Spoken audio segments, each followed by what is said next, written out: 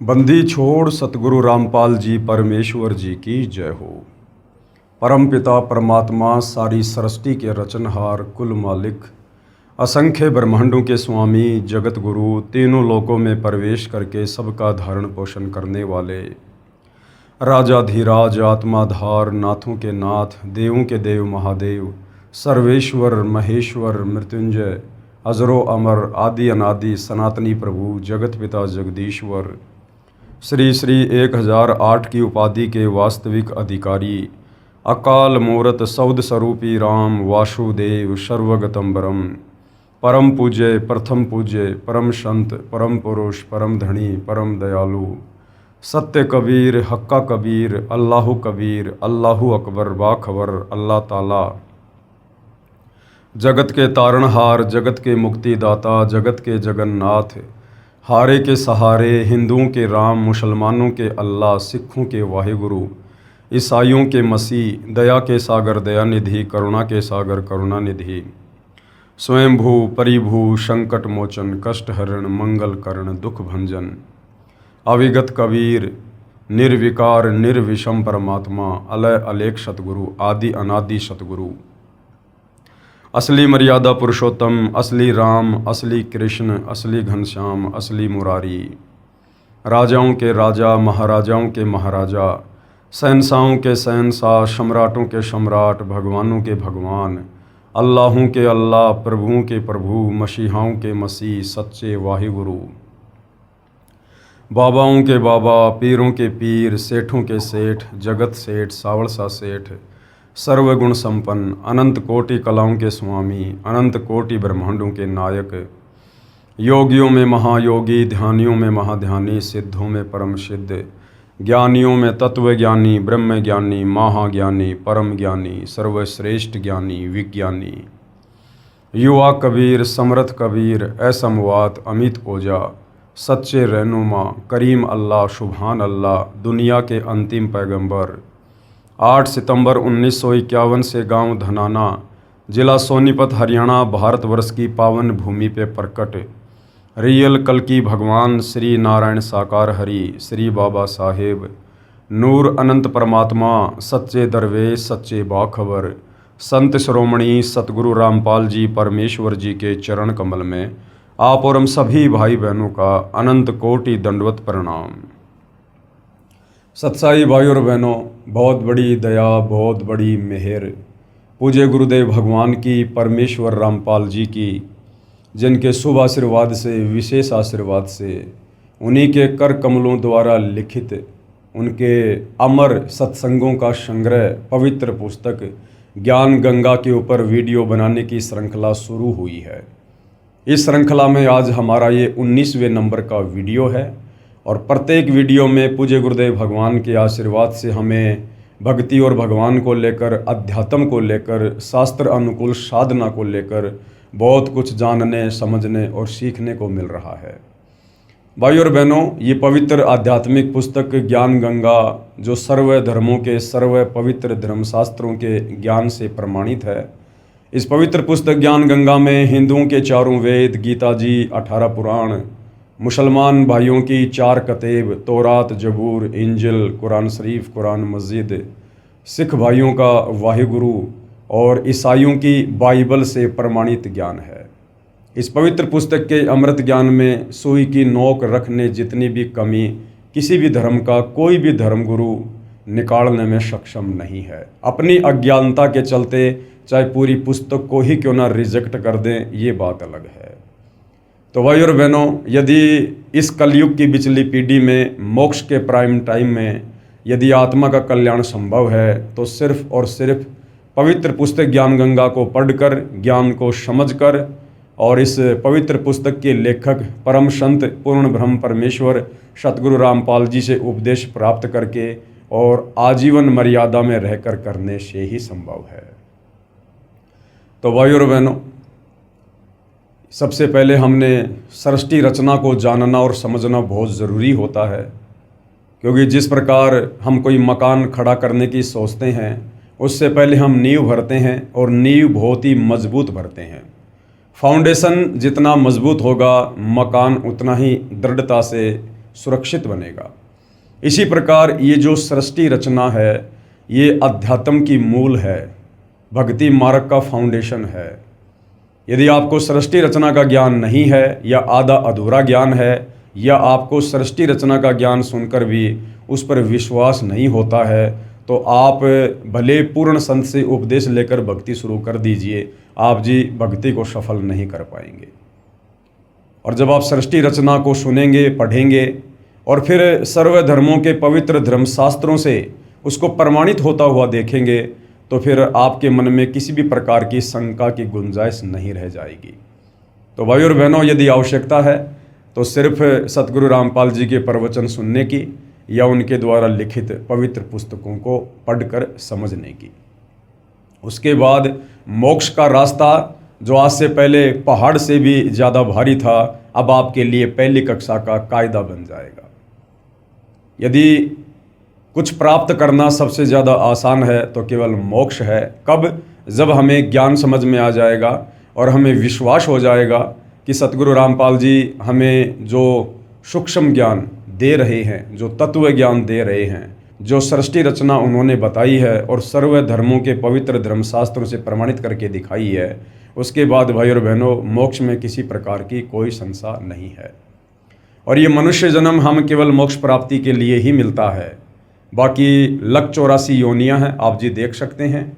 जितनी बुद्धि परमेश्वर ने सोचने समझने की, तर्क वितर्क की, सलाह मशवरे की, आत्मचिंतन की, मंथन की हम मनुष्यों को दी है, अन्य 184 योनियों में किसी भी पशु पक्षी कीट पतंग को प्राप्त नहीं है।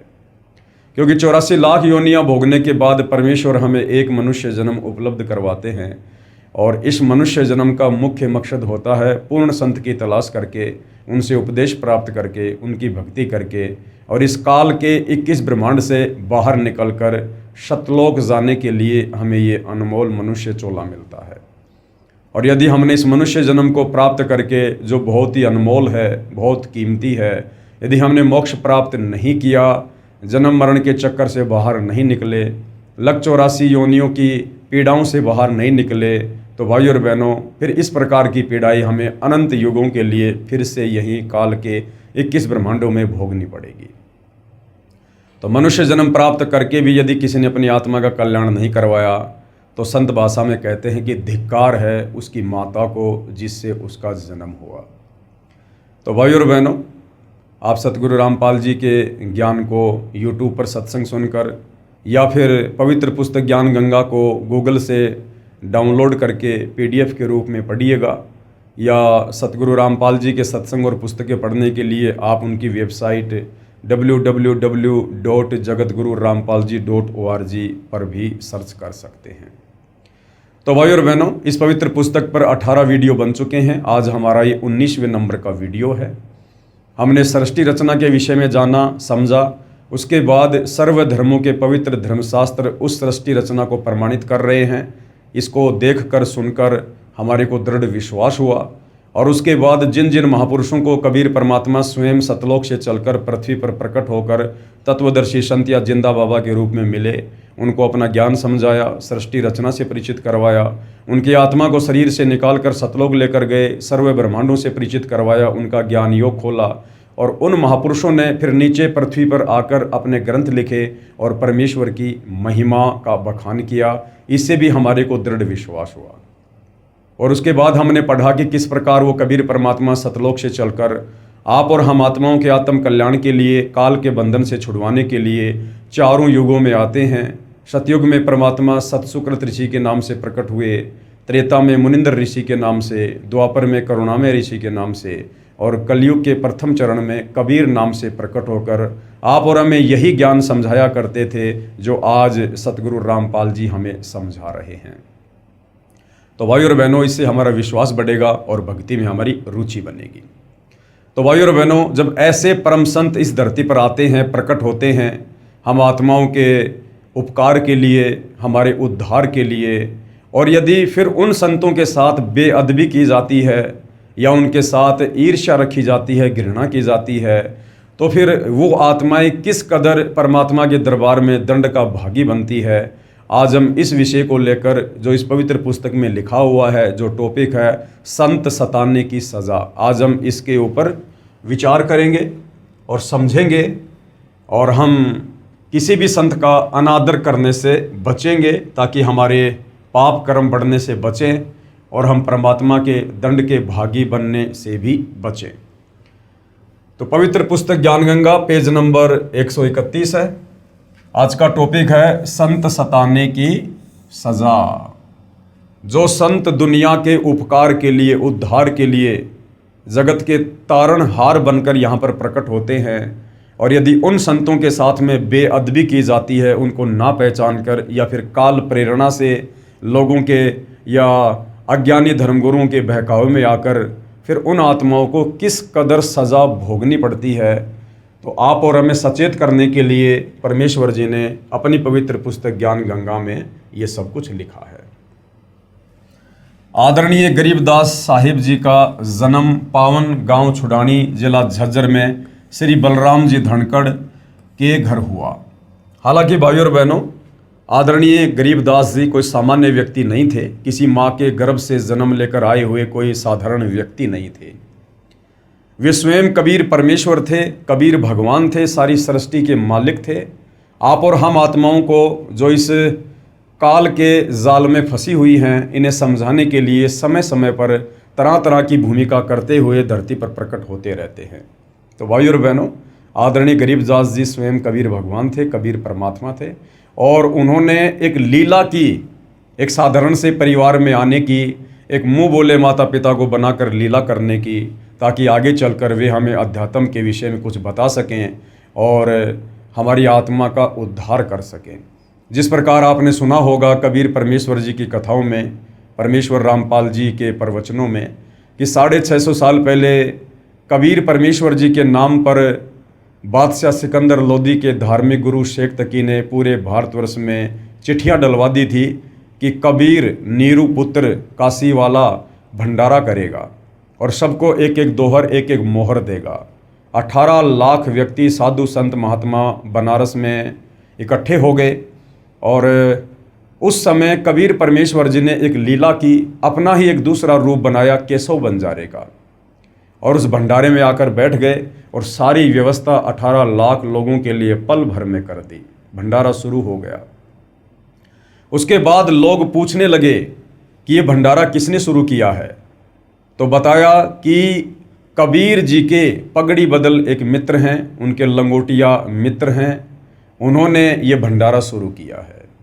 अब भाइयों और बहनों, थे स्वयं कबीर परमात्मा ही जो केशव बंजारा का रूप बनाकर और वहाँ पर सारी व्यवस्था भंडारे की कर रहे थे, लेकिन उन्होंने अपने आप को छुपाया। और जब उनसे पूछा गया दिल्ली के बादशाह सिकंदर लोदी के द्वारा कि आप कौन हैं और कबीर जी के क्या लगते हैं, तो केशव बंजारे के रूप में कबीर परमेश्वर ने कहा कि मैं उनका पगड़ी बदल यार हूँ, और उन्होंने मेरे पास में एक छोटी सी चिट्ठी भेजी थी कि एक छोटा सा भंडारा है, कुछ व्यवस्था करनी है, आप जी सामान लेकर आ जाना। तो भाइयों और बहनों, इसी प्रकार आज से 300 साल पहले कबीर परमात्मा सतलोक से चलकर पहले आदरणीय गरीबदास जी के रूप में सांसारिक दिखावे में लोगों की चरम दृष्टि को धोखा देते हुए कि ये तो माँ के गर्भ से जन्म लेकर आए हैं, इस प्रकार से परमेश्वर सूक्ष्म रूप में, शिशु रूप में प्रकट होकर अपनी लीला शुरू कर देते हैं। और जब ये परमेश्वर लीला में आयु में 10 वर्ष के हो जाते हैं, उसके बाद वही कबीर परमात्मा अपना दूसरा रूप बनाकर जिंदा बाबा वाला सतलोक से प्रकट होते हैं, और फिर आमने सामने बातें होती हैं। ये सारा का सारा खेल, ये सारी की सारी लीला, ये डबल रोल आप और हम आत्माओं को अध्यात्म को समझाने के लिए परमेश्वर जी ने किया। तो आदरणीय गरीबदास जी को ये तत्व ज्ञान हो जाने के बाद फिर हम ये नहीं कह सकते कि उनका जन्म हुआ था। वे प्रकट हुए थे, और परमेश्वर प्रकट ही होते हैं, क्योंकि वो उस समय सतगुरु की भूमिका में थे। और कहते ना सतगुरु जननी जने जाके माना बाप, पिंड ब्रह्मंड से रहित है ना वहाँ तीनों ताप। तो आदरणीय गरीबदास साहिब जी का प्राकाटे पावन गांव छुडानी, जिला झज्जर में श्री बलराम जी धनखड़ यानी जाट जाति से थे, उनके घर पर हुआ। आप जी को पूर्ण ब्रह्म कबीर परमेश्वर यानी कबीर देव सतलोक यानी जिसको रित धाम भी कहते हैं, वहाँ से चलकर सन 1727 में सह शरीर आकर मिले थे। तथा आप जी के शरीर को, आप जी के यहाँ पर जीव लिखा हुआ है, हम परमेश्वर के शरीर के लिए जीव शब्द का प्रयोग नहीं कर सकते हैं, क्योंकि परमेश्वर जीव रहित होते हैं। उनका नूरी शरीर होता है, तेजपुंज का शरीर होता है। तो एक साधारण सी लीला करते हुए लोग दिखावे में तो हम यही कहेंगे कि उनके जीव को शतलोक लेकर गए, लेकिन वास्तविकता कुछ और है जो आपको बता दी गई है। तथा आप जी के जीव को शतलोक लेकर गए थे। पीछे से परिवारजनों ने गरीबदास जी को मृत जानकर चिता पर रख दिया था। उसी समय कबीर देव ने आप जी का जीव वापस शरीर में प्रविष्ट कर दिया। उसके पश्चात आदरणीय गरीबदास जी भी परम पूज्य कबीर देव, कबीर परमेश्वर की आंखों देखी महिमा जन जन को सुनाने लगे। जो भी दुखी प्राणी आप जी से उपदेश प्राप्त करता वही सुखी हो जाता। आप जी की बढ़ती महिमा तथा तत्व ज्ञान के सामने अन्य गुरुओं आचार्यों के अधूरे ज्ञान की पोल खुलने से आसपास के सर्व अधूरे ज्ञान युक्त गुरुजन आचार्य जन आप जी से अत्यधिक ईर्ष्या करने लगे। आसपास के मुख्य मुख्य चौधरियों को उल्टी पट्टी पढ़ा दी, जिससे आसपास के गांव के आम व्यक्ति प्रभु कबीर जी के प्यारे बच्चे आदरणीय गरीबदास जी से घृणा करने लगे। दिल्ली के बाजिदपुर गांव में आपका एक शिष्य था, उससे भी पूरा गांव ईर्ष्या करता था, क्योंकि भाई और बहनों, जो भगत अपने गुरु के नक्शे कदम पर चलेगा उसके साथ वही होगा जो शुरुआत में उसके गुरु के साथ होता है। क्योंकि गुरु यहाँ पर स्वयं कबीर होता है, लेकिन एक आम व्यक्ति की तरह भूमिका करता है, एक आम संत का रोल प्ले करता है, होते वे स्वयं परमात्मा ही हैं। और कबीर परमेश्वर जी अपनी वाणी में कहते हैं कि जो मम संत सत शब्द दृढ़ावे वाके संग सब राड बढ़ावें। यानी जो परमेश्वर का भगत होता है और परमेश्वर से प्राप्त ज्ञान को जो आगे बढ़ाता है, उसका प्रचार करता है, तो वो सत ज्ञान होता है, तत्व ज्ञान होता है। वो ज्ञान लोकवेद के विपरीत होता है, इस काल के विचारों के खिलाफ होता है, जिस कारण से काल उस भगतात्मा का विरोध करवा देता है। तो आदरणीय गरीबदास जी जिस प्रकार से एक भगत की भूमिका कर रहे थे, उस भगत की भूमिका में आसपास के जो धर्मगुरु थे, जो शास्त्र विरुद्ध साधना पर जनता को लगाकर रखे हुए थे अपने पेट पोषण के लिए, काल प्रेरणा से उन लोगों ने जनता को गरीबदास जी के विरुद्ध भड़का रखा था। और गरीबदास जी से उपदेश प्राप्त जो भगत थे, जो वास्तव में मर्यादा में रहकर भक्ति करते थे और अपने गुरुदेव के ज्ञान का आगे प्रचार करते थे, उनका भी आसपास के लोग विरोध किया करते थे। तो गरीबदास जी का गांव बाजिदपुर में जो भगत था, उससे भी पूरा गांव ईर्ष्या करता था। उसकी प्रार्थना पर, यानी वाजिदपुर के उस भगत की प्रार्थना पर आदरणीय गरीबदास जी यानी आप जी कुछ दिन वाजिदपुर में ठहरे। उसी समय टिड्डी दल ने आसपास के क्षेत्र में बाजरे की फसल नष्ट कर दी, परंतु आप जी के भगत की फसल को कोई हानि नहीं पहुंचाई। सर्व ग्रामवासी संत गरीबदास जी की महिमा से बहुत प्रभावित हुए तथा ज्ञान को स्वीकार करके अपना आत्म कल्याण करवाया। यानी भाई और बहनों, इस काल के लोक का एक बहुत ही घटिया नियम है। यहाँ पर ज्ञान को जल्दी से स्वीकार करके कोई भी संत की महिमा नहीं करता है, कोई भी संत के आगे घुटने नहीं टेकता है। कब टेकता है? या तो कोई चमत्कार देखता है, या फिर उसके खुद के घुटने टूट लेते हैं हर प्रकार से, फिर वो दुखी होकर संत के सामने घुटने टेकता है। तो वैसे तो बाजिदपुर गांव के लोग संत गरीबदास जी के भगत से भी ईर्ष्या करते थे, लेकिन जब गांव की बाजरे की फसल को टिड्डी दल ने नष्ट कर दिया और संत गरीबदास जी के भगत की फसल को जरा भी नुकसान नहीं पहुंचा, तो इस चमत्कार को देखकर कि भाई वास्तव में इसके गुरु में कोई शक्ति है, और पूरा गांव गरीबदास जी के आगे नतमस्तक हो जाता है। आप जी के आदेश से आपके भगत ने उस बाजरे को पूरे गांव में बांट दिया तथा गरीबदास जी के बार बार मना करने पर भी कुछ बाजरा बैलगाड़ी में डाल दिया। अब भाई और बहनों, आप और हमने शिक्षा लेनी है यहाँ पर। गरीबदास जी का जो भगत था बाजिदपुर का, जो बाजरा बच गया था, उन्होंने गरीबदास जी से प्रार्थना की कि हे गुरुदेव, कुछ बाजरा आप जी छुड़ानी लेकर जाइए। लेकिन गरीबदास जी ने बार बार मना किया। मना करने के बावजूद भी भगत जबरदस्ती करने लगा। भाई और बहनों, ये गलती उस समय वो आत्मा कर सकती थी, क्योंकि उस समय भक्ति का कंप्लीट कोर्स, कंप्लीट मूल ज्ञान, कंप्लीट सृष्टि रचना गरीबदास जी ने किसी को भी नहीं बताई थी, क्योंकि वो समय नहीं था। आज वर्तमान में वो समय आ चुका है और हम उस समय में जन्म लेकर भक्ति भी कर रहे हैं। ये कलयुग की बिचली पीढ़ी है और हमारे गुरुदेव भी तत्वदर्शी संत हैं, जगत गुरु हैं, और हमें ये भी पता है कि जगत गुरु और तत्वदर्शी संत की भूमिका स्वयं कबीर परमात्मा जी ही निभाते हैं। तो भाई और बहनों, वर्तमान में पहली बात तो हमने गुरु के आगे ज़्यादा बातचीत नहीं करनी होती है, गुरु से ज़्यादा सवाल जवाब नहीं करने होते हैं। कहते हैं गुरु के सन्मुख वचन ना कहिए, सो शिष रहनी गहनी सुख लइए।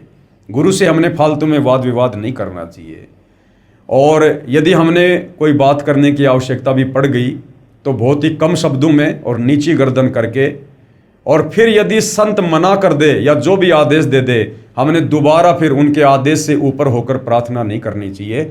जैसा भी आदेश गुरुदेव का मिले तुरंत हमने सिरोधार्य करना चाहिए।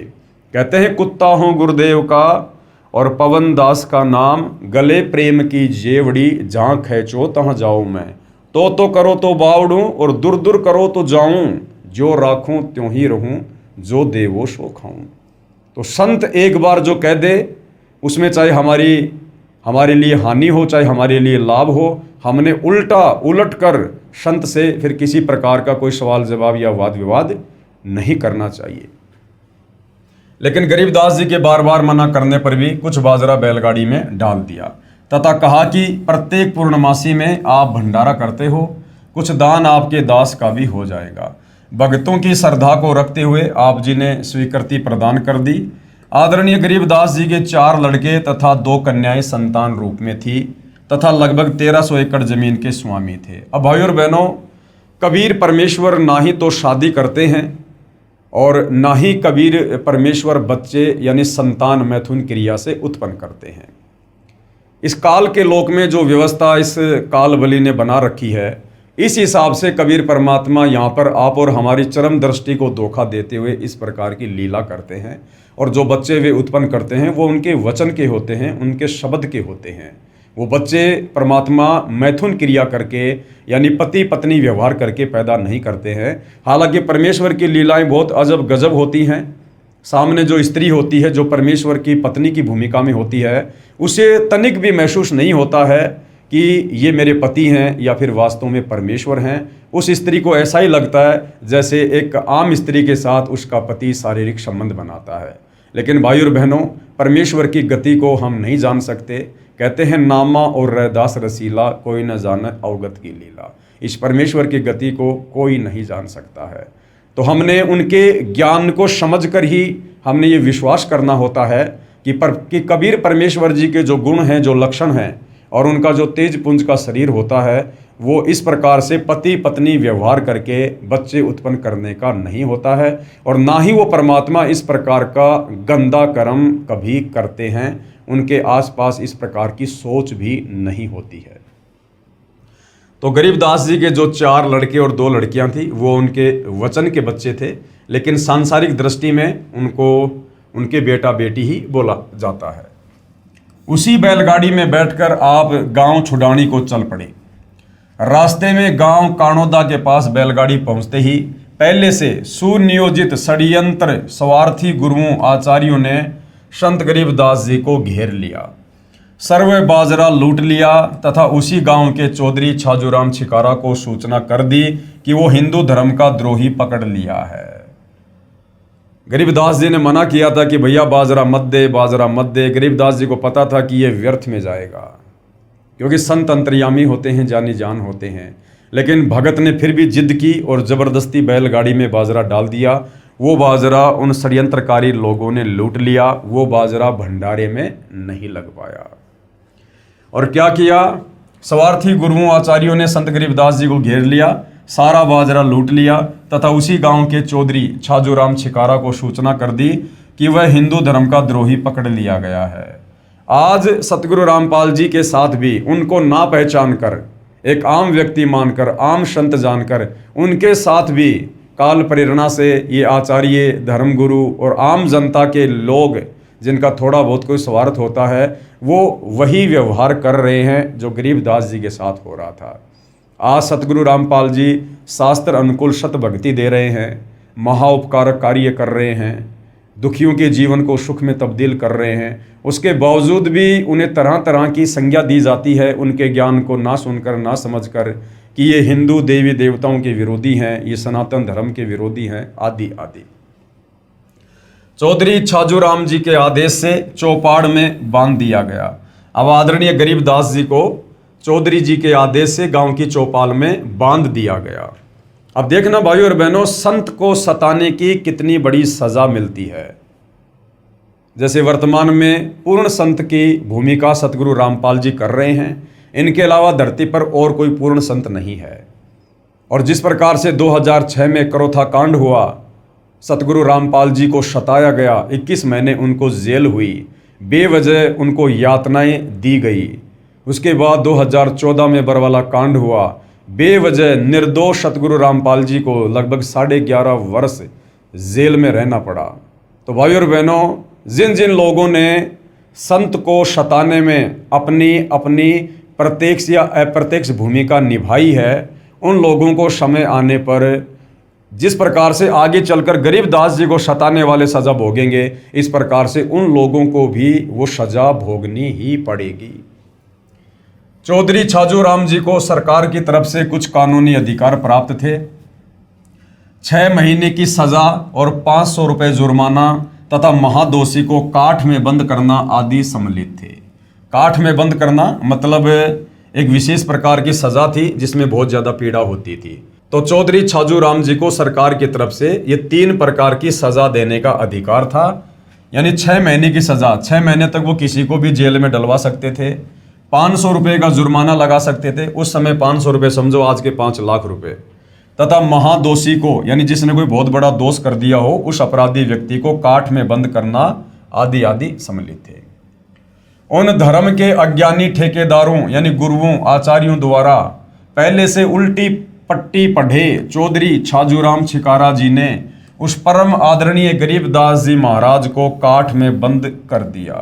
यानी गरीबदास जी को जो भयंकर जो सजा थी, जिससे पीड़ा होती थी, वो उन नादान धर्मगुरुओं ने काल प्रेरणा से उस भोले वाले व्यक्ति चौधरी छाजूराम को बहका कर फुसला कर गरीबदास जी को वो वाली सजा दिलवा दी। काठ में बंद करना एक प्रकार की कठिन कारागार की सजा थी। दोनों पैरों के घुटनों से ऊपर 2 काठ के मोटे डंडे बांधकर दोनों हाथों को पीछे बांध दिया जाता था, जिस कारण व्यक्ति बैठ नहीं सकता था। जैसे कि मुर्गा बना दिया जाता है ना, उस स्थिति में वो पीड़ा दी जाती थी तथा पीड़ा बहुत होती थी और पैर सूज जाते थे। बैलगाड़ी वाला खाली गाड़ी लेकर गांव बाजिदपुर वापस चला गया, जो गांव कानोदा से लगभग 10 किलोमीटर की दूरी पर है। सूचना प्राप्त होते ही बाजिदपुर गांव के कुछ मुख्य व्यक्ति तुरंत कानोदा पहुंच गए तथा चौधरी छाजूराम जी से प्रार्थना की तथा बहुत समझाया कि ये आम व्यक्ति नहीं है, ये परम शक्ति संपन्न है, आप क्षमा याचना कर लो। चौधरी छाजूराम जी बहुत ही नेक आत्मा तथा बहुत ही दयालु व नम्र हृदय का व्यक्ति था, परंतु उन स्वार्थी व प्रभुता के भूखे गुरुओं आचार्यों ने उस पुण्यात्मा श्री छाजूराम छिकारा जी को झूठी कहानी सुनाकर प्रभु के प्यारे बच्चे आदरणीय गरीबदास जी के प्रति अत्यधिक गलानी पैदा कर रखी थी। यानी पूरी तरह से भड़का रखा था उन स्वार्थी धर्मगुरुओं ने, जिस कारण से चौधरी छाजूराम जी ने बिना कारण जाने ही सजा प्रारंभ कर दी। चौधरी जी ने पूछा भी नहीं कि भाई इसकी क्या गलती है। उन लोगों के इस कदर भड़काने पर तुरंत उनको सजा देना शुरू कर दी। बाजिदपुर के भक्तों की प्रार्थना पर मानकर आदरणीय गरीबदास जी को छोड़ दिया। आदरणीय गरीबदास जी साहिब जी ने कुछ नहीं कहा तथा अपने गांव छुड़ानी आ गए। ये होता है भाइयों और बहनों संतों का स्वभाव। संत न छोड़े संतता, चाहे कोटिक मिलो असंत, और पतिव्रता चूके नहीं, चाहे धर अंबर दशकंत। आदरणीय गरीबदास जी सर्व सृष्टि को रचने वाले, सर्व ब्रह्मांडों के रचयिता, जिनकी वचन शक्ति से इस काल के 21 ब्रह्मांड, अक्षर पुरुष के साथ संग ब्रह्मांड अपना कार्य कर रहे हैं।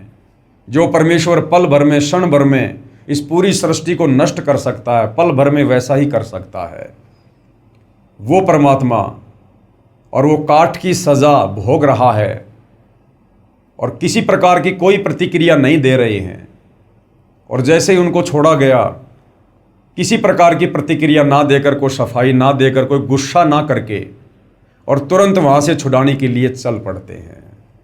भाई और बहनों, ये परमपिता परमेश्वर के स्वभाव में ही होता है, और ऐसा ही स्वभाव वो हम भक्तों का बनाने के लिए यहाँ पर आते हैं, ताकि हम सतलोक के योग्य बन सके, क्योंकि सतलोक में सभी आत्माओं का स्वभाव ऐसा ही होता है। आज वर्तमान में देख लीजिए आप सतगुरु रामपाल जी को। सन 2006 में करोथा कांड हुआ, करोथा आश्रम को तहस नहस कर दिया गया। संत रामपाल जी को लगभग 21 महीने के लिए रोहतक की जेल में डलवा दिया गया, परंतु सतगुरु रामपाल जी ने किसी के ऊपर कोई आक्षेप नहीं लगाया, कोई FIR किसी के ऊपर नहीं की। उसके बाद सन 2014 में बरवाला कांड हुआ। किस प्रकार से बरवाला कांड को तहस नहस कर दिया गया, और सतगुरु रामपाल जी ने लगभग 11.5 वर्ष तक हिसार जेल में बैठकर वो समय गुजारा, लेकिन उसके बावजूद भी उन्होंने किसी के ऊपर कोई FIR नहीं की और किसी को किसी प्रकार का कोई दोष नहीं दिया। तो भाई और बहनों, ये होते हैं पूर्ण संत के लक्षण, क्योंकि पूर्ण संत की भूमिका परमात्मा ही कर सकता है। एक सामान्य जीव में, सामान्य संत में इतना धैर्य, इतना विवेक, इतनी शालीनता नहीं हो सकती है। कुछ दिनों उपरांत चौधरी छाजू राम जी सुबह सुबह टट्टी फिरने यानी फ्रेश होने जोहड़ यानी तालाब पर गए, तो उनके दोनों हाथ 2 घुड़सवारों ने काट दिए। उसी समय उनके समक्ष ही अदृश्य हो गए। फिर क्या हुआ भाई और बहनों, अगले दिन जब चौधरी छाजू राम जी फ्रेश होने के लिए अपने खेतों की तरफ गए, गांव से बाहर गए, तो 2 व्यक्ति घोड़ों पर सवार होकर आए और उन दोनों ने बेवजह बिना कुछ पूछे चौधरी छाजू राम जी के दोनों हाथ तलवारों से काट दिए और चल दिए। उसी समय उनके समक्ष ही अदृश्य हो गए और वहीं से तुरंत वो अदृश्य हो गए। इस दृश्य को तालाब पर उपस्थित कई व्यक्तियों ने भी देखा। बहुत उपचार करवाया, परंतु दर्द तथा रक्त का स्राव बंद नहीं हुआ। कई दिन तक बुरी तरह चिल्लाते रहे। फिर एक व्यक्ति ने कहा, उसी संत गरीबदास जी के पास जाकर क्षमा याचना कर लो, वे दयालु हैं। अब भाई और बहनों, जिस व्यक्ति ने ये बात कही कि आप उसी परम संत गरीबदास जी के पास जाके क्षमा याचना करो, आपने संत को बेवजह सताया है, जिसकी सज़ा आपको मिली है।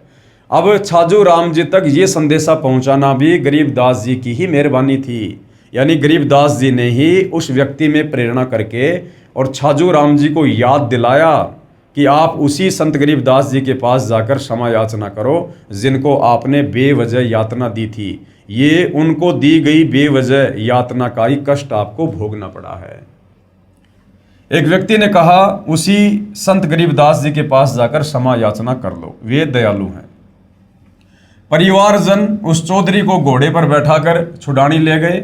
श्री छाजू राम जी जाते ही आदरणीय गरीबदास जी के चरणों में गिर गए, क्षमा याचना की। संत गरीबदास जी ने आशीर्वाद दिया तथा नाम उपदेश दिया तथा आजीवन भक्ति करने को कहा।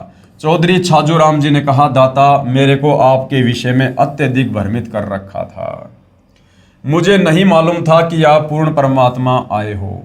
आदरणीय गरीबदास जी ने कहा, मैं पूर्ण परमात्मा कबीर साहिब कबीर देव जुलाहा का भेजा हुआ दास हूँ।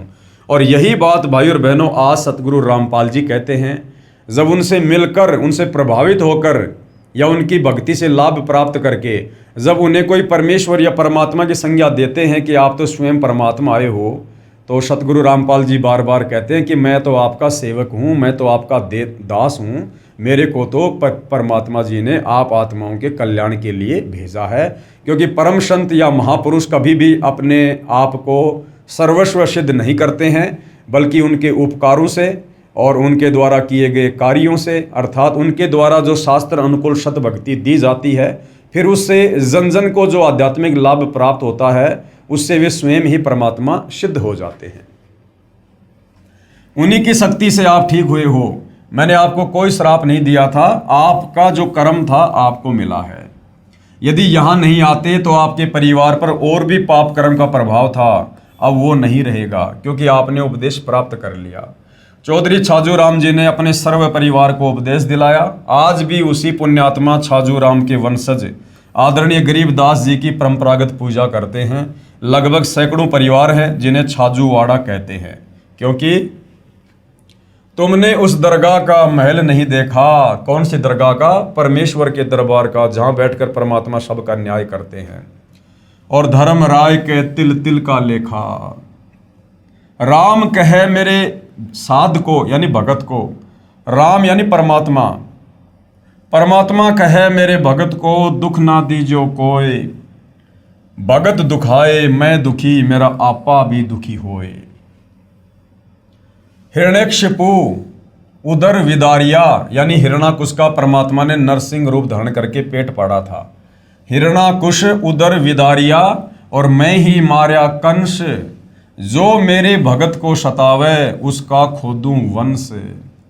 साध 57 कोटि पाप है, यानी संतों को सताना करोड़ों पाप के बराबर है। अनगिन हत्या अपराधम, और दुर्वासा की कलप से प्रलय हो गए यादव। उपरोक्त वाणी में सतगुरु गरीबदास जी प्रमाण दे रहे हैं कि परमेश्वर कहते हैं कि मेरे संत यानी भगत को दुखी मत कर देना। जो मेरे संत को दुखी करता है समझो मुझे दुखी करता है, क्योंकि उपदेश प्राप्त करने के बाद संत यानी भगत किसी को भी दुखी नहीं करता है, ना उसकी मनसा होती है किसी को परेशान करने की। और ऐसी पुण्यात्मा के साथ यदि कोई बदतमीजी करता है, बेअदबी करता है, उसको दुखी करता है, तो समझो कि वो परमात्मा को ही दुखी कर रहा है। और परमात्मा के साथ पंगा लेने वाले का फिर आने वाले समय में क्या असर होता है ये सर्वविदित है। जब मेरे भगत प्रहलाद को दुखी किया तब मैंने हिरण्यकशिपु का पेट फाड़ा और मैंने ही कंस को मारा। और जो मेरे साधु यानी भगत को दुखी करेगा मैं उसका वंश मिटा दूंगा, उसका वंश ही मिटा दूंगा। जैसे दुर्योधन ने यानी कौरवों ने पांडवों को बेवजह दुखी किया, परमेश्वर ने उनका वंश ही मिटा दिया। लंकापति रावण ने श्री रामचंद्र जी को बेवजह दुखी किया, उसकी पत्नी का अपहरण किया, परमात्मा ने रावण का वंश ही समाप्त कर दिया। आज रावण के वंश में कोई दीपक लगाने वाला भी नहीं है। उसके बाद में कंस ने श्री कृष्ण जी को बेवजह दुखी किया, परेशान किया, परमात्मा ने उस कंस का नामो निशान ही समाप्त कर दिया, वंश ही समाप्त कर दिया। इसलिए संत को सताने के करोड़ों पाप लगते हैं। तो भाई और बहनों, जिन जिन लोगों ने परम संत, पूर्ण संत जो भूमिका गरीबदास जी कर रहे थे उससे भी कई गुना ज़्यादा अव्वल दर्जे की भूमिका आज सतगुरु रामपाल जी कर रहे हैं। आदरणीय गरीबदास जी भी स्वयं कबीर परमात्मा थे लेकिन अपने आप को छुपा कर लीला कर रहे थे। सतगुरु रामपाल जी भी स्वयं कबीर परमात्मा हैं लेकिन अपने आप को छुपा कर लीला कर रहे हैं। तो जिस प्रकार से भाई और बहनों करोथा कांड के समय जिन जिन लोगों ने उनके साथ बेअदबी की है, आगे चलकर उन तमाम लोगों का क्या हशर हुआ, ये आप जी उनके द्वारा लिखित 2 पुस्तकें हैं। एक तो करोथा कांड और दूसरी है भोगेगा अपना किया रे। उसके ऊपर भी मैं वीडियो बना चुका हूं, आप जी सोशल मीडिया पर देख सकते हैं कि किस प्रकार से करोथा के आसपास के गांव वाले, डिग्गल वाले, बागपुर वाले, करोथा वाले, इन गांव वालों को किस प्रकार से असहनीय पीड़ाओं का सामना करना पड़ा। लोगों की अकाल मृत्यु हुई, कोई बीमारी से मरा, कोई एक्सीडेंट से मरा, कोई तड़प तड़प के मरा। जिन लोगों ने करोथा कांड में प्रत्यक्ष या अप्रत्यक्ष रूप में हमले में अपनी भूमिका अदा की थी। उसके बाद 2014 बरवाला कांड, और जिन जिन लोगों ने बरवाला कांड में जैसे भी अपनी भूमिका अदा की, कुछ लोगों के साथ तो उनके द्वारा की गई बेअदबी की सज़ा उन्हें मिल चुकी है और बाकी लोगों को आने वाले समय में मिलनी बाकी है, क्योंकि ये परमेश्वर का विधान है। तो कहते हैं जो मेरे साधु को दुखी करेगा मैं उसका वंश मिटा दूंगा। इसलिए संत को सताने के करोड़ों पाप लगते हैं। जैसे अनगिन यानी अनंत हत्याएं कर दी हों। ये अनजान लोग परमात्मा के संविधान से परिचित नहीं हैं, इसलिए भयंकर भूल करते हैं और फिर दंड के भागी बनते हैं। साधु सताने को निम्न दंड मिलता है, यानी आध्यात्मिक क्षेत्र में परमात्मा के संविधान के अनुसार किसी साधु संत महात्मा को सताने का कितना दंड मिलता है, क्या दंड मिलता है, यदि वास्तव में कोई साधु है तो। यदि एक मनुष्य दूसरे मनुष्य की मृत्यु कर देता है तो उसका अगले जन्म में हत्या करने से पूरा हो जाता है। मान लीजिए आज किसी ने किसी भी कारणवश किसी की हत्या कर दी, तो अगले जन्म में वो अपनी हत्या का बदला चुका देता है। यानी जिसकी हत्या की गई थी, अगले जन्म में वो कोई न कोई मनुष्य जन्म प्राप्त करके और सामने वाले की हत्या करके अपना बदला पूरा कर लेता है। परंतु जिन्होंने संत को सताया है उनका बदला 1 या 2 जन्म में पूरा नहीं होता। लेकिन संत को सताने का बहुत बड़ा दंड है जो अनंत जन्मों में भी पूरा नहीं होता। सतगुरु अपनी वाणी में कहते हैं, अर्धमुखी गर्भवास में हरदम बारंबार। कितनी बड़ी सजा मिलती है संत को सताने वालों को। अर्धमुखी यानी माँ के गर्भ में ऊपर को पैर और नीचे को सर। अर्धमुखी गर्भवास में हरदम बारंबार यानी बारंबार। कब तक? जब तक ये सृष्टि प्रलय में नहीं आएगी तब तक उस व्यक्ति को जिसने संत को सताया है, उस व्यक्ति को 9 महीने माँ के गर्भ में बारंबार नीचे को सर ऊपर को पैर करके नरक कुंड भोगना पड़ेगा और जन्म लेते ही तुरंत उसकी मृत्यु हो जाएगी। फिर वापस उसको माँ के गर्भ में वही सजा। तो ये सजा उसको अनंत बार मिलेगी, बारंबार मिलेगी, जब तक सृष्टि का संहार नहीं हो जाएगा। अर्धमुखी गर्भवास में हरदम बारंबार। और झूनी भूत पिशाच की। और अगर योनि भी मिलेगी तो किसकी मिलेगी? भूत या पिशाच की। जब लग सृष्टि संहार, जब तक ये सृष्टि नष्ट नहीं हो जाएगी तब तक उसको इस प्रकार की यातना संत सताने वाले को बारंबार मिलेगी। ऐसी गलती करने वालों को परमेश्वर भिन्न प्राणियों की योनियों में बारंबार माँ के गर्भ में डालते हैं, अर्थात वह जन्म लेते ही बारंबार मृत्यु को प्राप्त हो जाता है। कभी वो सुअरी के गर्भ में आएगा और गर्भ में असहनीय कष्ट भोगेगा और उस सुअरी के गर्भ से जन्म लेते तुरंत किसी न किसी कारण से उसकी मृत्यु हो जाएगी। फिर अगला जन्म परमात्मा उसको कुतिया के जो है गर्भ में डालेगा, फिर कुतिया के गर्भ में वो असहनीय पीड़ा भोगेगा, फिर जन्म लेते ही किसी न किसी कारण से तुरंत उसकी मृत्यु हो जाएगी। इस प्रकार अनंत बार वो माँ के गर्भ में ऐसे ही जन्मेगा और मरेगा और कष्ट भोगेगा। और थोड़ा बहुत यदि उसको जन्म मिला तो भूत या पिशाच की योनि उस व्यक्ति को प्राप्त होती है जो संत को दुखी करता है। अब संत भाई और बहनों, कोई तत्वदर्शी संत ही नहीं होता कि भाई किसी गुरु को सताएंगे तो ही जो है हमें यहाँ पर यह दंड मिलेगा। संत यानी भगत, जो भक्ति करता है।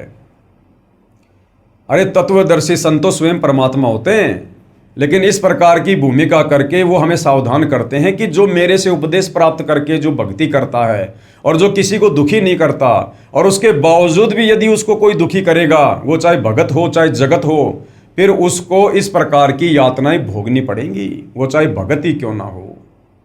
तो भाई और बहनों, हम बेवजह अपनी अज्ञानता के चलते एक दूसरे को दुखी करके सताकर इस प्रकार की सजा मोल ले लेते हैं। परमात्मा किसी का सगा नहीं है।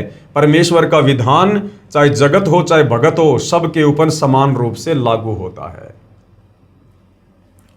ऐसी गलती करने वालों को परमेश्वर भिन्न भिन्न प्राणियों की योनियों में बारंबार माँ के गर्भ में डालते हैं, अर्थात वह जन्म लेते ही बारंबार मृत्यु को प्राप्त हो जाता है। और जब तक सृष्टि प्रलय नहीं हो जाती तब तक भूत पिशाच की योनि वह माँ के गर्भ में महान कष्ट रखता है, जो बहुत ही दुखदायी होता है। और जब तक क्षमा नहीं मिलती तब तक सताया हुआ संत ही क्षमा नहीं कर देता। और कब तक क्षमा नहीं मिलती भाई और बहनों? जिस संत को उसने सताया है, जिस भगत को उसने दुखी किया है, जब तक वो भगत उसे माफ ना कर दे तब तक भाई और बहनों उस सताने वाले व्यक्ति को, वो चाहे जगत हो चाहे भगत हो, उसको माफी नहीं मिलती है। इस कथा को समझाने के लिए परमेश्वर हमें एक उदाहरण दे रहे हैं। एक बार दुर्वासा ऋषि ने अभिमानवश, ये दुर्वासा कौन थे? वैसे तो दुर्वासा ऋषि जो है ये सतयुग में भी होते हैं, त्रेता युग में भी होते हैं, द्वापर में भी होते हैं, क्योंकि एक प्रकार की सिद्धि होती है जिस सिद्धि से बहुत सारे चोले धारण कर लेते हैं। तो दुर्वासा ऋषि जब सतयुग में थे उस समय राजा अमरीश के साथ उन्होंने बेअदबी की थी और उसकी क्या सज़ा उनको भोगनी पड़ी थी। और द्वापर युग में यही दुर्वासा ऋषि श्री कृष्ण जी के धार्मिक गुरु भी थे। तो जब दुर्वासा ऋषि सतयुग में थे उस समय की ये कथा है।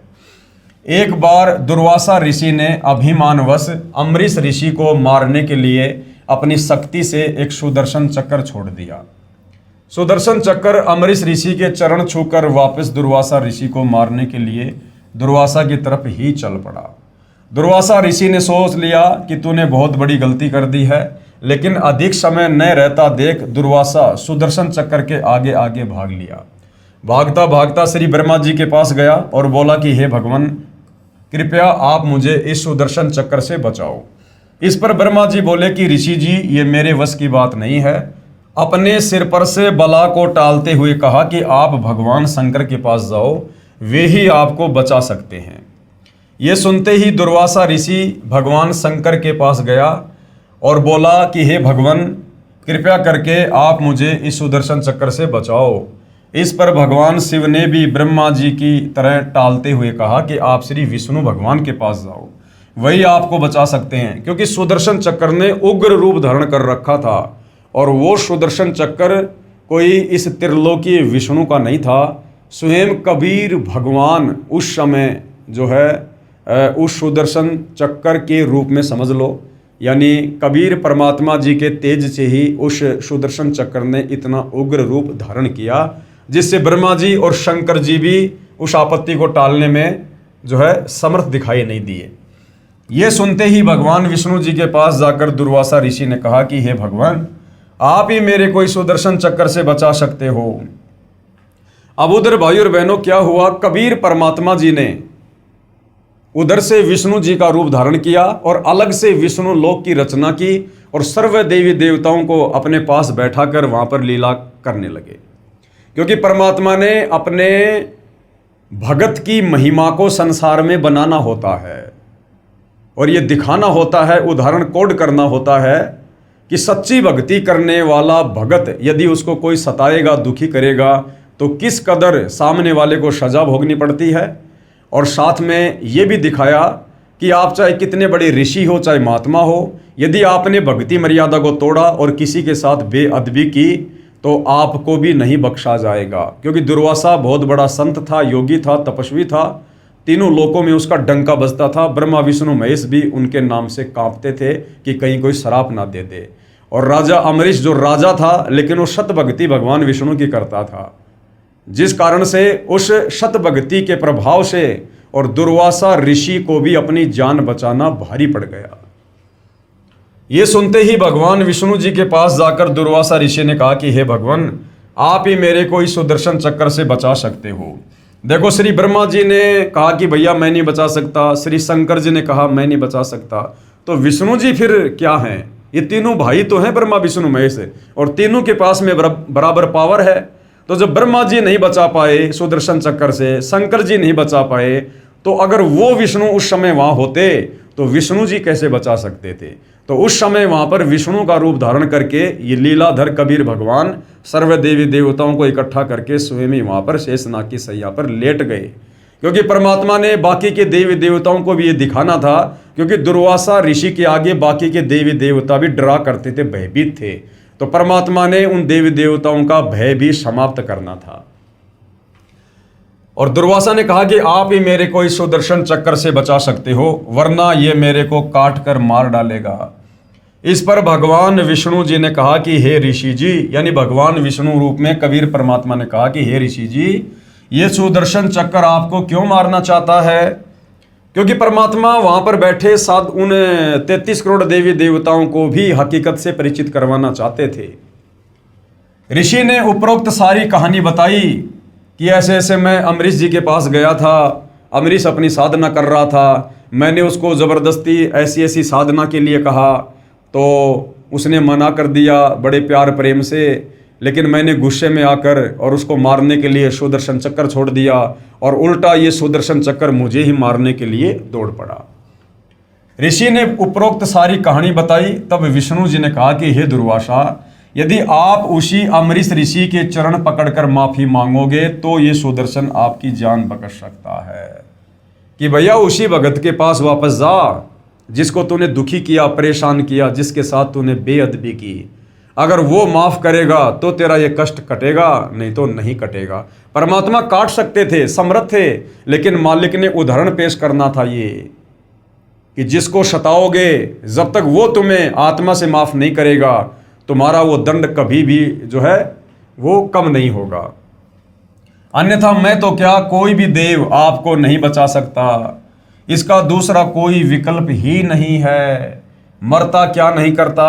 दुर्वासा ऋषि वापस जाकर अमरीश ऋषि के चरण पकड़कर रोने लगा और माफ़ी मांगी। तब अमरीश ऋषि ने वह सुदर्शन चक्र अपने हाथ में पकड़ दुर्वासा ऋषि को दिया और कहा कि संतों ऋषियों के साथ बेअदबी कभी नहीं करनी चाहिए, उसका परिणाम बहुत बुरा होता है।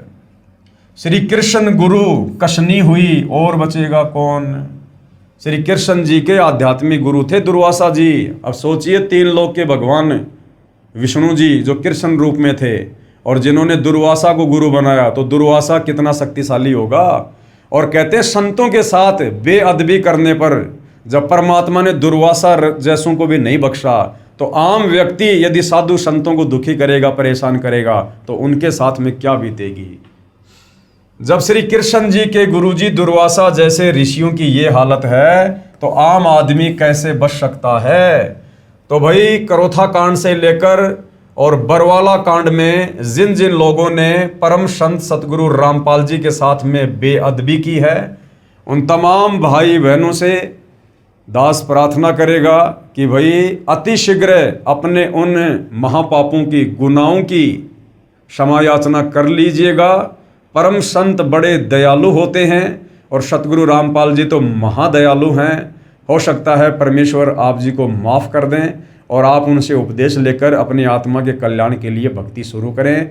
अन्यथा परम संत सतगुरु रामपाल जी ने करोथा कांड में जिन जिन लोगों ने उनके साथ बेअदबी की है, उसका परिणाम उन्होंने परमात्मा के विधान अनुसार बता रखा है कि समय आने पर उन लोगों को इतने लंबे लंबे कीड़े पड़ेंगे, इतने लंबे लंबे कीड़े।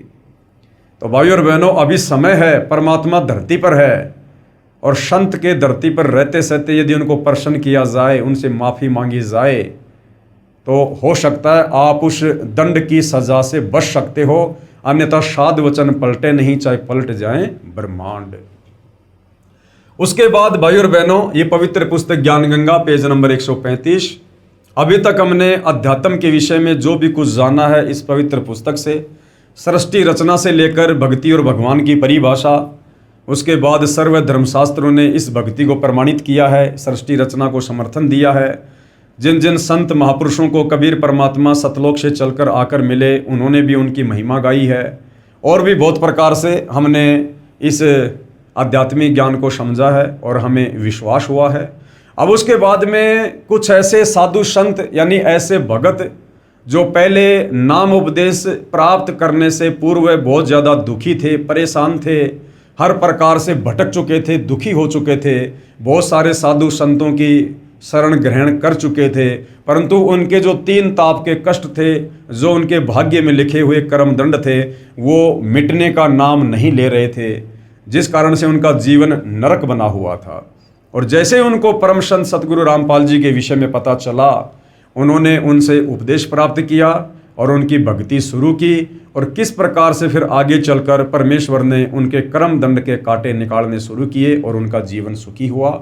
इसी कड़ी में कुछ भक्तों ने अपने इंटरव्यू दिए हैं, जिनको पवित्र पुस्तक ज्ञान गंगा में शामिल किया गया है, ताकि उन पुण्यात्माओं के उन इंटरव्यूज को सुनकर और हमें भी सतगुरु रामपाल जी के ऊपर विश्वास हो और उनके द्वारा दी गई भक्ति पर विश्वास हो।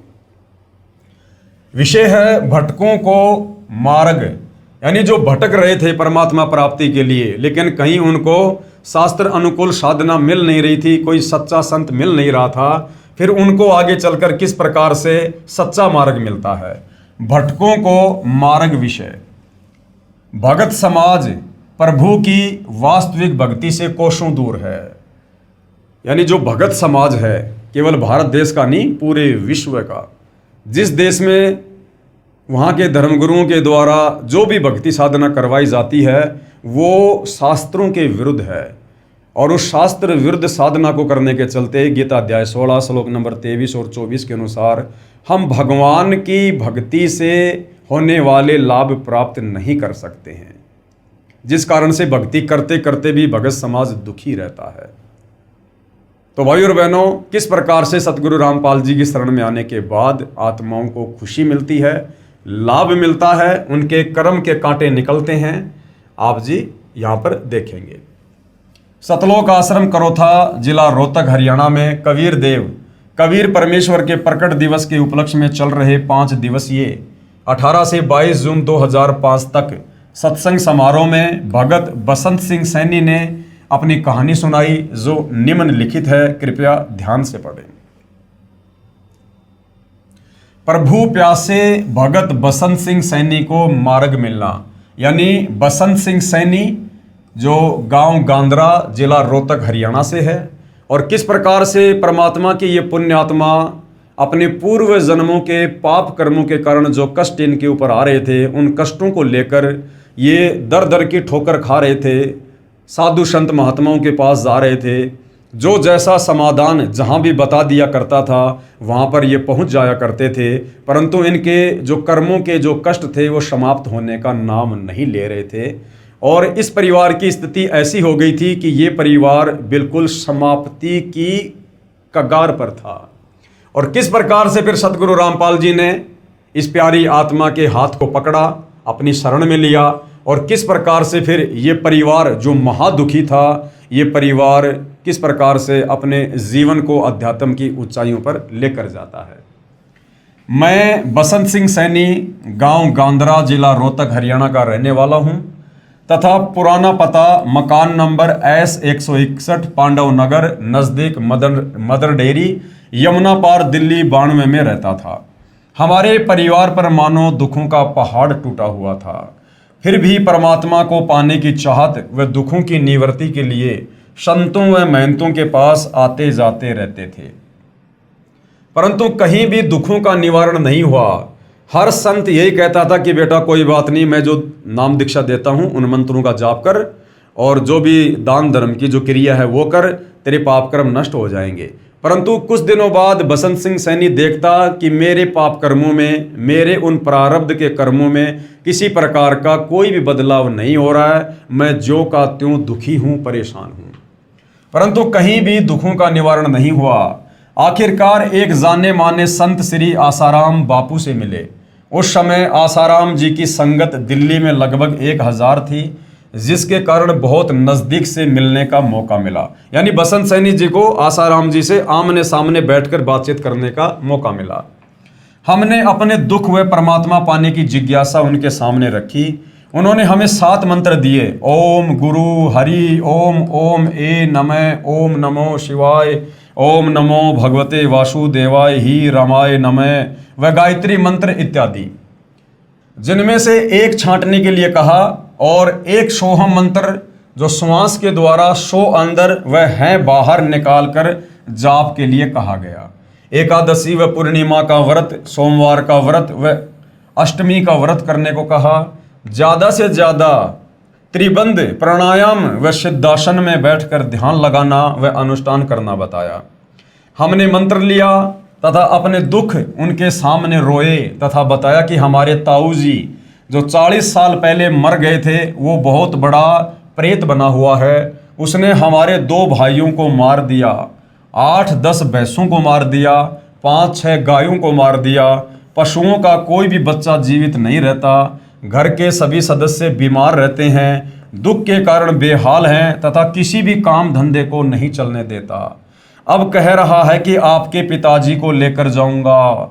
हमने बापूजी से प्रार्थना की कि हमें बचाओ, परंतु 6 महीने बाद वह प्रेत हमारे पिताजी को भी ले गया। यानी आसाराम जी से नाम उपदेश लेने के बाद 6 महीने बाद बसंत सिंह सैनी का ताऊ जो प्रेत बना हुआ था, बसंत सिंह सैनी के पिताजी को भी ले गया, अर्थात उनकी भी मृत्यु हो गई। बापूजी ने कहा कि जो हुआ वह तो होना ही था। पशु आदि व धन की हानि तथा शारीरिक बीमारी तो पाप का भोग है। जो जीव के प्रारब्ध में लिखा होता है वह तो भोगना ही पड़ता है। अगर कर्म में लिखा हुआ भोग भोगना ही पड़ता है तो फिर भक्ति किस लिए? फिर भक्ति करने का क्या फायदा? लेकिन भाई और बहनों, तत्व ज्ञान के अभाव में हम भी इन साधु संतों से ज़्यादा जुबान नहीं लड़ाया करते थे और हम ये संतोष कर लिया करते थे कि भाई जो ये कह रहे वो सत्य होगा, मेरे भाग में जो लिखा है वो तो मुझे भोगना ही पड़ेगा। और कहते थे कि आप भक्ति करते रहो। हम परमात्मा प्राप्ति के लिए लगे रहे। बापू जी के समझाने के बाद हम परमात्मा प्राप्ति के लिए पूरी श्रद्धा से लग गए तथा मैंने यानी बसंत दास ने सबसे पहले श्री आसाराम बापू आश्रम दिल्ली में 40 दिन का अनुष्ठान महंत नरेंद्र ब्रह्मचारी की सलाह से किया। इसके बाद 40 दिन के 6 अनुष्ठान आसाराम बापू आश्रम पचेड़ रतलाम मध्य प्रदेश के महंत काका जी की देख रेख में किए। उसके बाद 2 अनुष्ठान आसाराम आश्रम साबरमती अहमदाबाद गुजरात के मौन मंदिर में किए, जहाँ पर श्री आशाराम बापू जी से अच्छी तरह बात करने का मौका मिला। तब मैंने बापू जी से पूछा कि बापू जी, जिस परमात्मा को पाने के लिए मैं तथा सारा भगत समाज लगा हुआ है, वो परमात्मा कौन है, कैसा है तथा कहाँ रहता है, बताने की कृपया करें। ये सुनकर बापू जी ने कहा कि आप लगे रहो, सब पता चल जाएगा।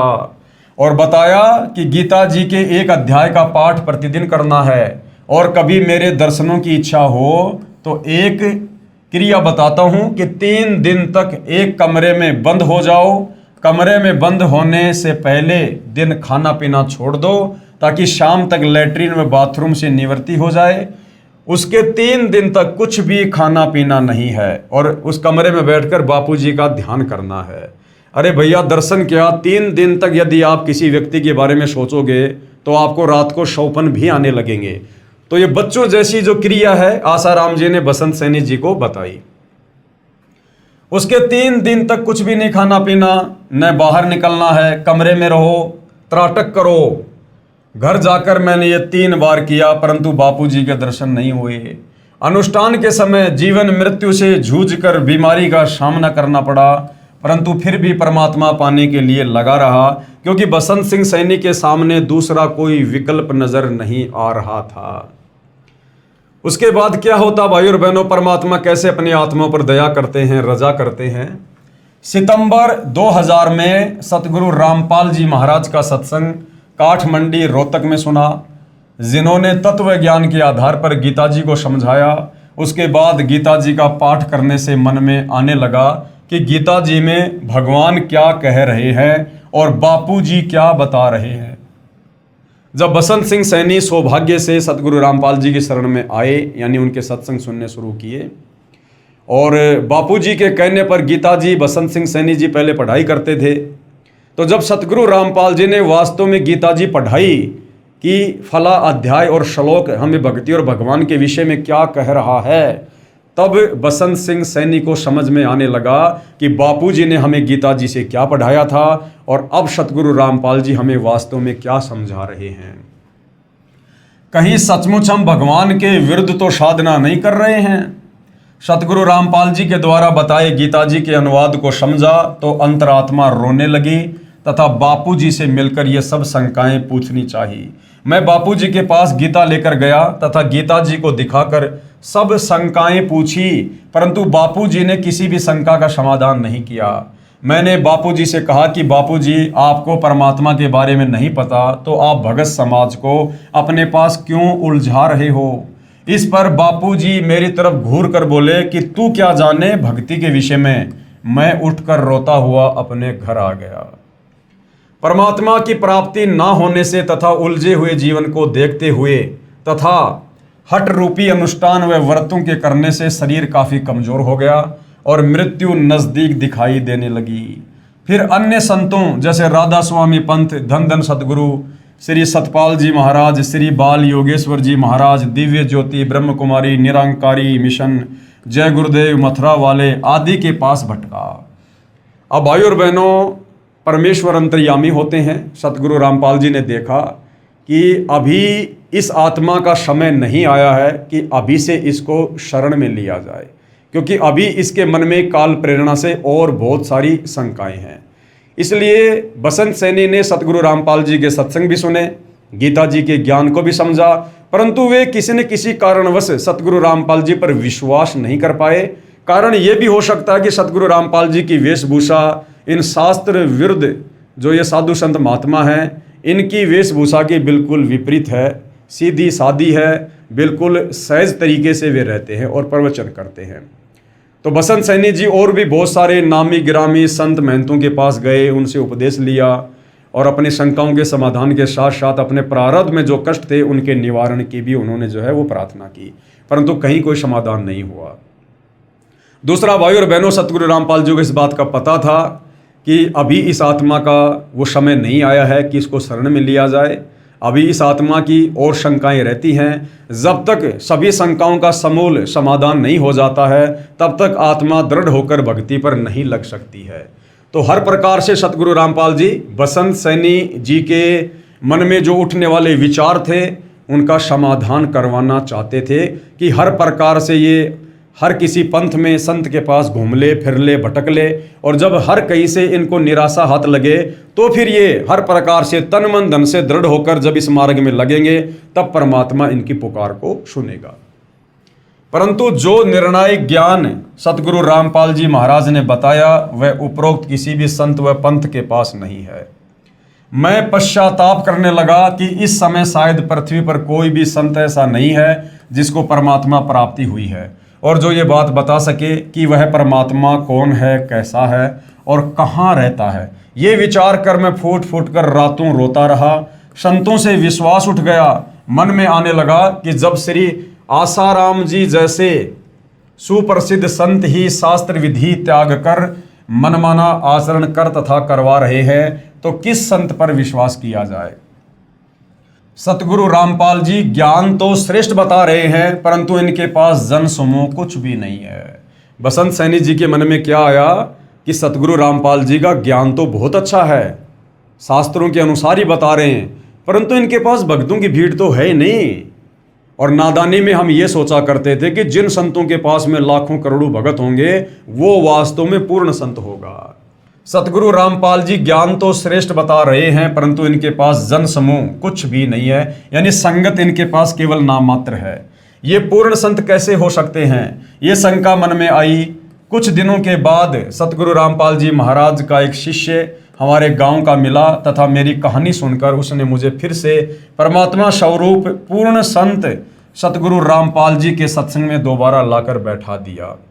मैंने 1 घंटे का सत्संग सुना और सत्संग के बाद रोता हुआ महाराज जी से मिला। महाराज जी ने मुझे सीने से लगाकर कहा कि जिस संत के पास आप जाते हो वे शास्त्र विधि त्याग कर मनमाना आचरण कर तथा करवा रहे हैं। जैसा ये सब वे पहले से ही जानते थे कि मुझे क्या चाहिए और मेरी शंकाओं का समाधान सतगुरु रामपाल जी महाराज ने अपने चरणों में बैठाकर इस प्रकार से किया। तत्वदर्शी सतगुरु रामपाल जी महाराज ने बताया कि पवित्र गीता जी अध्याय 9 मंत्र 25 में पितर पूजना अर्थात श्राद्ध निकालना मना किया है। अन्य देवी देवताओं की पूजा करने वालों को मंद बुद्धि वाले लिखा है। गीता जी अध्याय 7 मंत्र 12 से 15 तथा 20 से 23 तक। परंतु श्री आसाराम जी श्राद्ध महिमा नामक पुस्तक में श्राद्ध निकालने की श्रेष्ठ विधि बताते हैं। संत श्री आसाराम जी के साबरमती अहमदाबाद आश्रम से प्रकाशित पत्रिका ऋषि प्रसाद अंक 135 मार्च 2004 में लिखा है कि भूत पूजने वाले तथा पितरों को पूजने वाले तथा अन्य देवी देवताओं को पूजने वाले क्या बनेंगे। पढ़िए पत्रिका के अगले अंक में। अगले अंक की पत्रिका ऋषि प्रसाद अंक 136 अप्रैल 2004 पेज नंबर 19 में लिखा था कि भूत पूजने वाले भूत लोकों को प्राप्त होंगे। यानी आसाराम जी स्वयं श्राद्ध निकलवाया करते थे और फिर गीता जी के अनुसार ज्ञान भी दिया करते थे कि भूत पूजने वाले भूत बनेंगे, पितृ पूजने वाले पितृ बनेंगे, जबकि श्राद्ध निकालने का मतलब होता है पितरों की पूजा करना। क्योंकि शास्त्र विधि अनुसार साधना ना करके हमारे पूर्वज शास्त्र विरुद्ध भक्ति करके मरने के बाद में प्रेत बने, पितृ बने, भूत बने और पीछे से हमारे ज्ञानहीन धर्म गुरुओं ने उनके श्राद्ध निकलवाने शुरू कर दिए, यानी भूत पूजा शुरू करवा दी। तो श्राद्ध निकालने वाला अपने पूर्वजों के ही पास जाएगा जिस योनि में वो पूर्वज है। तो श्री आसाराम जी ज्ञान तो बताते थे गीता जी के अनुसार और साधना करवाते थे गीता जी के विपरीत। कि भूत पूजने वाले भूत लोकों को प्राप्त होंगे तथा पितर पूजने वाले पितर लोकों को प्राप्त होंगे तथा श्री कृष्ण जी के पुजारी भगवान श्री कृष्ण जी के बैकुंठ लोक को प्राप्त होंगे। विचारें, श्री आसाराम जी द्वारा प्रकाशित श्राद्ध महिमा नामक पुस्तक में पितर पूजने की अच्छी विधि भी लिखी है कि एक श्रेष्ठ क्वालिटी के भूत कैसे बने। यानी श्राद्ध निकालने की अच्छी विधि का मतलब है कि मरने के बाद में अच्छी क्वालिटी का भगत कैसे बना जाए। कृपया सोचें, कोई व्यक्ति ये भी कह रहा हो कि कुएं में गिरने वाले मृत्यु को प्राप्त होते हैं, फिर स्वयं ही कुएं में गिरने का परामर्श भी कर रहा है तथा कह रहा है कि कुएं में गिरने की अच्छी विधि बताता हूं कि दोनों कदम उठाकर एकदम छलांग लगाओ। ये कुएं में गिरकर मरने की श्रेष्ठ विधि है। जो ऐसा नहीं करता वो दोषी है। क्या वह व्यक्ति नेक है? क्या वो साधु संत नेक है? ये भूमिका श्री आसाराम जी संत कर रहे हैं कि एक तरफ तो कह रहे हैं कि पितर व भूत पूजने वाले भूत व पितर बनकर भूत लोक व पितर लोक में जाएंगे, जहां पर वे भूखे प्यासे रहेंगे, फिर उनको श्राद्धों द्वारा तृप्त किया जाता है। एक और विचारणीय विषय है कि जब अपने माता पिता जीवित थे तो वे प्रतिदिन कम से कम 2 बार भोजन किया करते थे। अब मृत्यु के पश्चात वे श्री गीता जी के विरुद्ध साधना करके दुखदायी भूत व पितर योनि को प्राप्त कर चुके हैं। अब एक दिन के श्राद्ध से वे कैसे तृप्त हो सकते हैं? यानी जब वो धरती पर थे, जीवित थे, वो दिन में 2 बार या 3 बार खाना खाते थे, तब जाकर उनकी तृप्ति होती थी। अब भूत बनने के बाद भूत को तो और ज्यादा भूख प्यास लगती है, और हम उनका साल में 1 बार श्राद्ध निकाल रहे हैं। तो जो माता पिता जीवित रहते समय दिन में 3 बार भोजन किया करते थे, अब मरने के बाद में साल में मात्र 16 दिन या 1 दिन उनको भोजन खिलाने से उनकी तृप्ति कैसे हो सकती है? ये भी हमारे को धर्म गुरुओं ने मूर्ख ही बना रखा था। बाकी 64 दिन वो क्या खाएंगे, जिसके लिए संत व गुरुजन दोषी हैं, जो भोली भाली आत्माओं को गुमराह कर रहे हैं। शास्त्र ज्ञान से अपरिचित संत ही इस जीव को शास्त्र विधि रहित साधना करवाकर दुखदायी योनियों में डलवाते हैं। श्री आसाराम जी श्री शिव जी की उपासना का मंत्र ओम नमो शिवाय व श्री विष्णु जी का मंत्र ओम नमो भागवते वासुदेवाय बताते हैं। इसी के अतिरिक्त हरि ओम, ओम गुरु आदि नामों में से कोई एक मंत्र अपनी इच्छा अनुसार चुन लेने को कहते हैं तथा सोहम को 2 हिस्से करके श्वास द्वारा सुमरण करना आदि मंत्र देते हैं, जो किसी शास्त्र में प्रमाण नहीं है। यानी 8-10 मंत्र भगत के सामने रख देते हैं और कहते हैं कि अपनी इच्छा से जो आपको अच्छा लगे इनमें से एक मंत्र चूज कर लो, उसका जाप करो। तो सतगुरु रामपाल जी अब क्या समझा रहे हैं कि कितनी बड़ी नादानी और ये सुप्रसिद्ध संत करते हैं। विचार करें, कोई रोगी जिसके पेट में दर्द हो किसी डॉक्टर के पास इलाज के लिए प्रार्थना करे और वो डॉक्टर उसके आगे 6 प्रकार की गोलियां डालकर कहे कि जो तुझे अच्छी लगे इनमें से एक उठा ले, क्या वह वैद्य यानी डॉक्टर हो सकता है? पवित्र गीता जी अध्याय 8 मंत्र 13 में कहा है कि ओम इति एकाक्षरम ब्रह्म व्यवहारण माम अनुस्मरण ये प्रयाति तजन देहम शयाति परमाम गतम। गीता ज्ञान देने वाला ये ब्रह्म काल, ब्रह्मा विष्णु महेश का पिता, दुर्गा का पति, गीता का ज्ञान देते समय श्री कृष्ण जी के शरीर में प्रवेश करके अर्जुन को कह रहा कि अर्जुन, मुझ ब्रह्म की साधना का, मुझ ब्रह्म के सुमरण का केवल एक ओम मंत्र है। जो इस ओम मंत्र की साधना अंतिम श्वास तक, शरीर छूटने तक करेगा, वो मेरे ब्रह्म लोक को प्राप्त होगा। अब बताइए भाई और बहनों, श्री गीता जी 4 वेदों का संक्षिप्त सार है और 4 वेदों में जो भक्ति है वो गीता जी में है। और गीता जी में केवल ये गीता का ज्ञान देने वाला ब्रह्म एक ओम मंत्र का जाप करने की सलाह देता है कि अगर मेरे लेवल की भक्ति करनी है, मुझ काल तक की भक्ति करनी है, ब्रह्म तक की भक्ति करनी है और जन्म मनन में रहना है, लक 84 में भी जाना है, तो भाई आपने केवल एक ओम मंत्र का जाप करना होगा, नथिंग एल्स। इससे नीचे ब्रह्मा विष्णु महेश, देवी देवता, भूत पूजा, श्राद्ध, इनकी कोई भक्ति नहीं करनी। और यदि तुझे पूर्ण मोक्ष वाली भक्ति करनी है, सदा सदा के लिए जन्म मरण के कष्ट से, लक 84 योनि की पीड़ाओं से, नरक से, तपस्या के कष्ट से बचना है, तो गीता ज्ञानदाता ब्रह्म गीता अध्याय 17 श्लोक 23 में कह रहा है ओम तत् सत इति निर्देश ब्रह्मण त्रिविध समर्थ है कि ये 3 मंत्रों का जाप है जो पूर्ण ब्रह्म, पूर्ण परमात्मा का जाप है। और उसके लिए गीता अध्याय 4 श्लोक 34 में कह रहा कि अर्जुन वो मंत्र मेरे पास नहीं है, वो कंप्लीट भक्ति मेरे पास नहीं है पूर्ण मोक्ष वाली। उसके लिए तू किसी तत्वदर्शी संत की खोज कर, तत्वदर्शी संत को भली भांति दंडवत प्रणाम कर, कपट छोड़कर सरलता पूर्वक व्यवहार करके उससे सवाल पूछ, तब वो तत्वज्ञानी महात्मा तुझे उस पूर्ण ज्ञान का उपदेश करेंगे। तो भाइयों और बहनों, गीता ज्ञानदाता पवित्र गीता जी अध्याय 8 श्लोक 13 में कह रहा कि भाई मेरा तो केवल एक ओम मंत्र का जाप है, जबकि आसाराम जी अपने भक्तों के आगे 6 मंत्र रख रहे हैं कि इनमें से कोई भी एक मंत्र ले लो और इसका जाप करो। इसका शब्दार्थ है कि गीता बोलने वाला ब्रह्म अर्थात काल कह रहा है कि माम ब्रह्म यानी मुझ ब्रह्म का तो इति मानी यह एक ओम एकाक्षरम यानी ओम एक अक्षर है, व्याहरण यानी उच्चारण करके, अनुस्मरण यानी सुमरण करने का, ये यानी जो साधक, तजन देहम यानी शरीर त्यागने तक अर्थात अंतिम श्वास तक, परियाति यानी सुमरण साधना करता है, स यानी वह साधक ही मेरे वाली, परमाम गतम यानी परम गति को याति यानी प्राप्त होता है। और इसकी काल की ब्रह्म की जो परम गति है ओम नाम की साधना से, वो क्या है? गीता अध्याय 8 श्लोक नंबर 16 में कहता है कि वो साधक ब्रह्म लोक में आ जाएगा, मेरे पास महास्वर्ग में आ जाएगा। लेकिन यहां पर अपना कर्म भोग के फिर वापस उसे लक 84 में नरक में और जन्म और मरण के कष्ट में जाना ही पड़ेगा। भावार्थ है कि श्री कृष्ण जी के शरीर में प्रेतवत प्रवेश करके ब्रह्म अर्थात 1000 भुजा वाला ज्योति निरंजन काल कह रहा है कि मुझ ब्रह्म की साधना केवल एक ओम नाम से मृत्यु पर्यंत करने वाले साधक को मुझसे मिलने वाला लाभ प्राप्त होता है। अन्य कोई भी मंत्र मेरी भक्ति का नहीं है।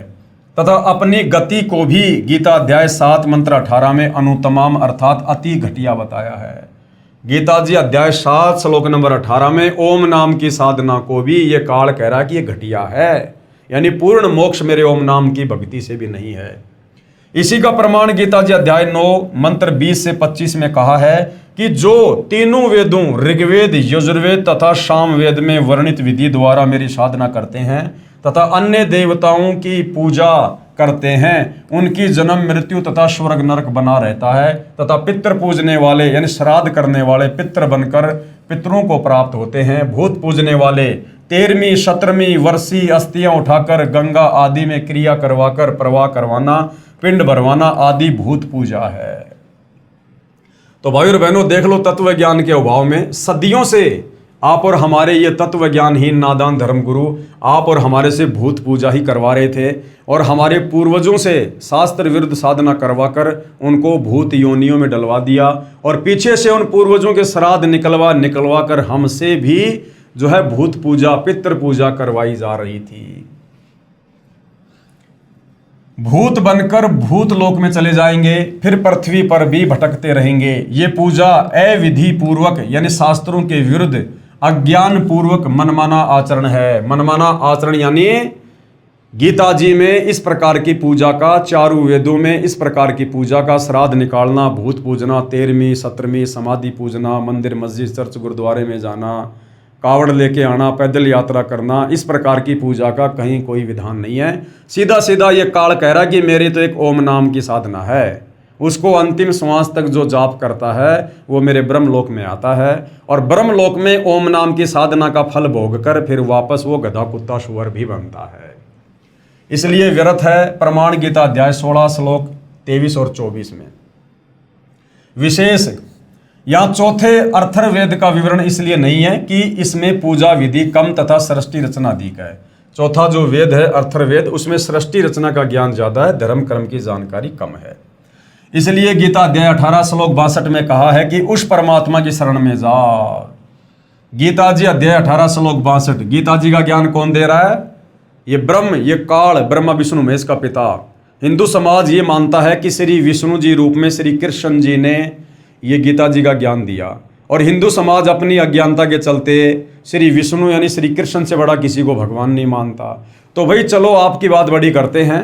वैसे तो गीता जी का ज्ञान श्री कृष्ण जी के शरीर में प्रवेश करके और काल ने दिया है, ब्रह्म ने दिया है।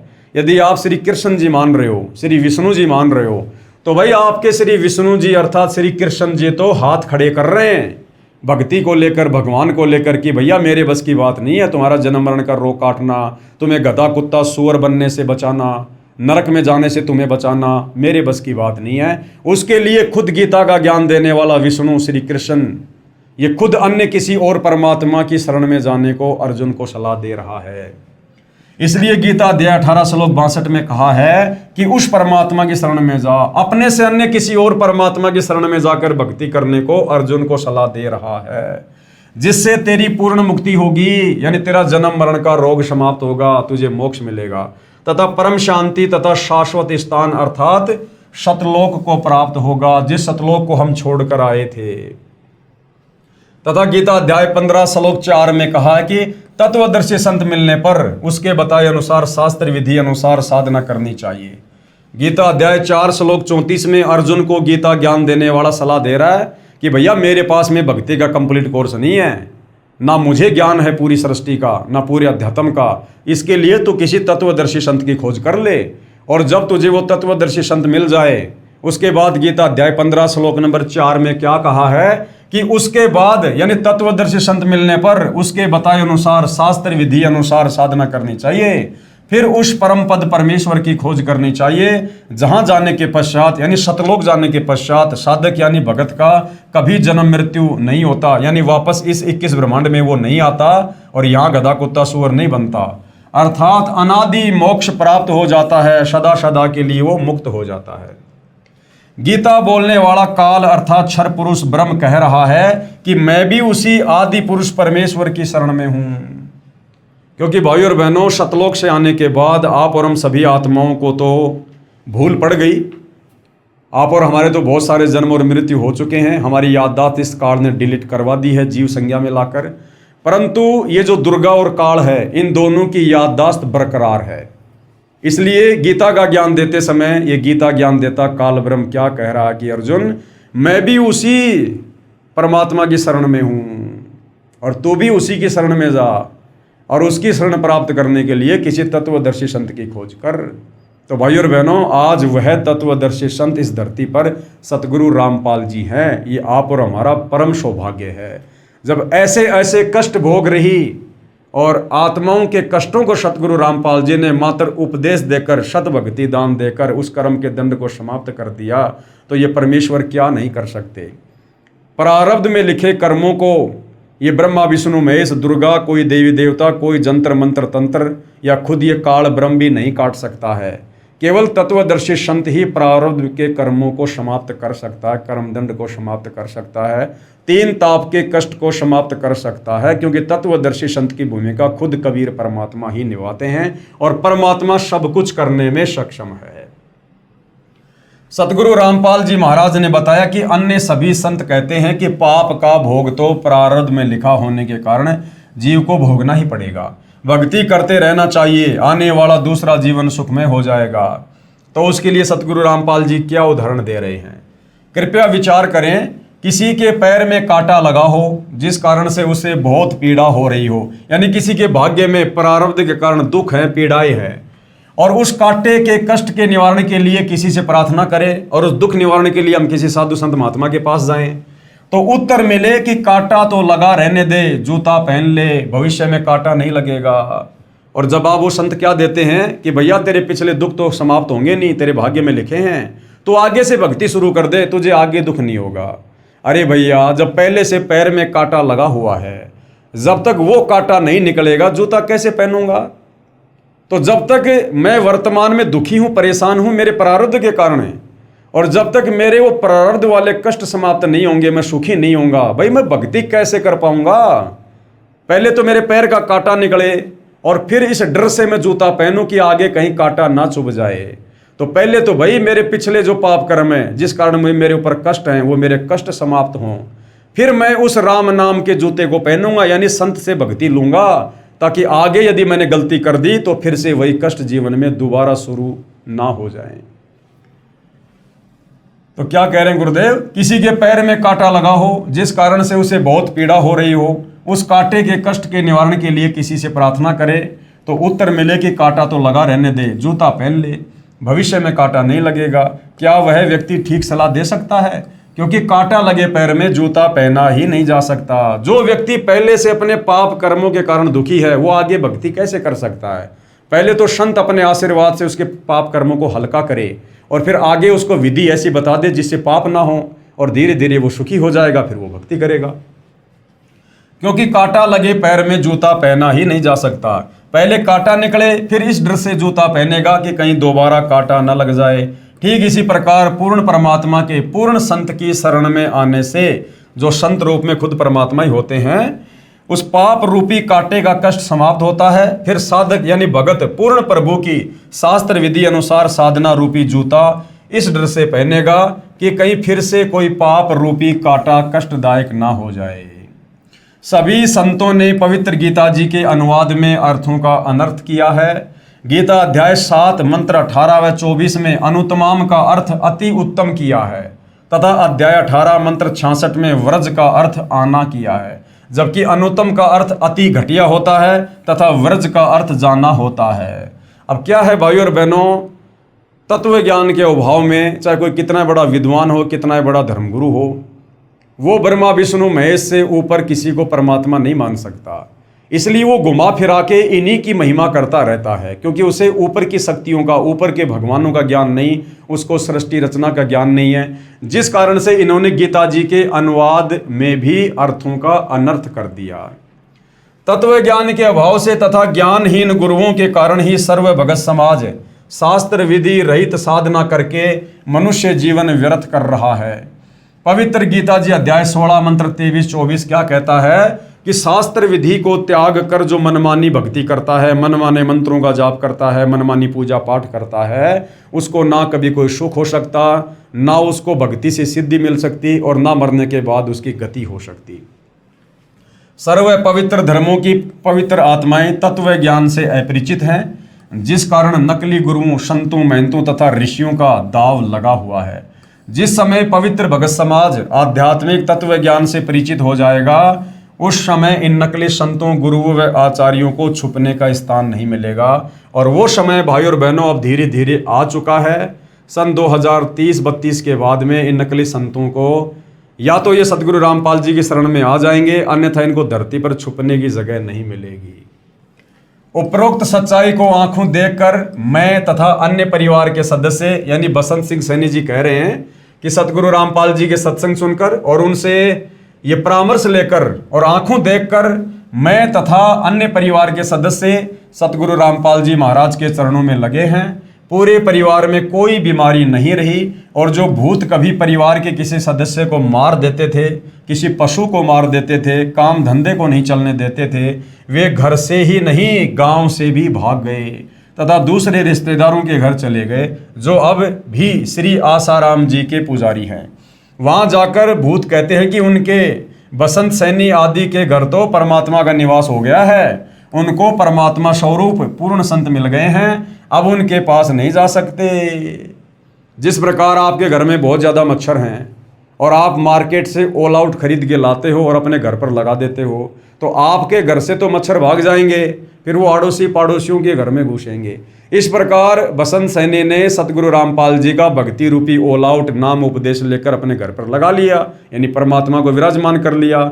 अब जिस घर में समर्थ शक्ति बैठी है वहाँ पर भूत प्रेत क्या कर सकते हैं? उन्होंने मजबूरीवश वो घर छोड़ना पड़ेगा, और फिर छोड़ेंगे तो क्या करेंगे? आड़ोसी पाड़ोसी रिश्तेदारों के जाएंगे वो। हम उनके पास नहीं जा सकते। वो भूत क्या कहते हैं? हम उनके पास नहीं जा सकते। सतगुरु रामपाल जी से उपदेश के पश्चात हम पूरी तरह से स्वस्थ व सुखी जीवन जी रहे हैं। हमारे परिवार व रिश्तेदारों के लगभग 200 सदस्यों ने सतगुरु रामपाल जी महाराज का उपदेश प्राप्त कर लिया है। जो पहले श्री आसाराम जी महाराज के शिष्य थे, अब सतगुरु रामपाल जी के द्वारा बताए तत्व ज्ञान को समझकर लगभग 10,000 श्री आसाराम जी के शिष्य भी सतगुरु रामपाल जी महाराज की शरण में आ चुके हैं, और आने वाले समय में सारे के सारे ही आएंगे। जितने भी संतों की संगत है, यदि वो आने वाले युग परिवर्तन के दौर में जीवित रहे, तो सतगुरु रामपाल जी के अलावा दूसरा कोई ठिकाना भक्ति का नहीं होगा। वे भी मेरे की तरह पश्चाताप कर रहे हैं।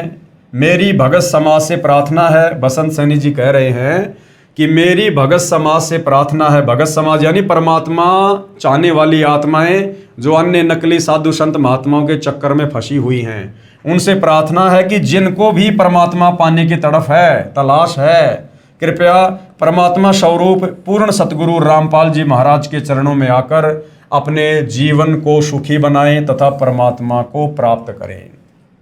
भगत बसंत दास, ये उनके मोबाइल नंबर हैं, फिलहाल चालू हैं या बंद हैं।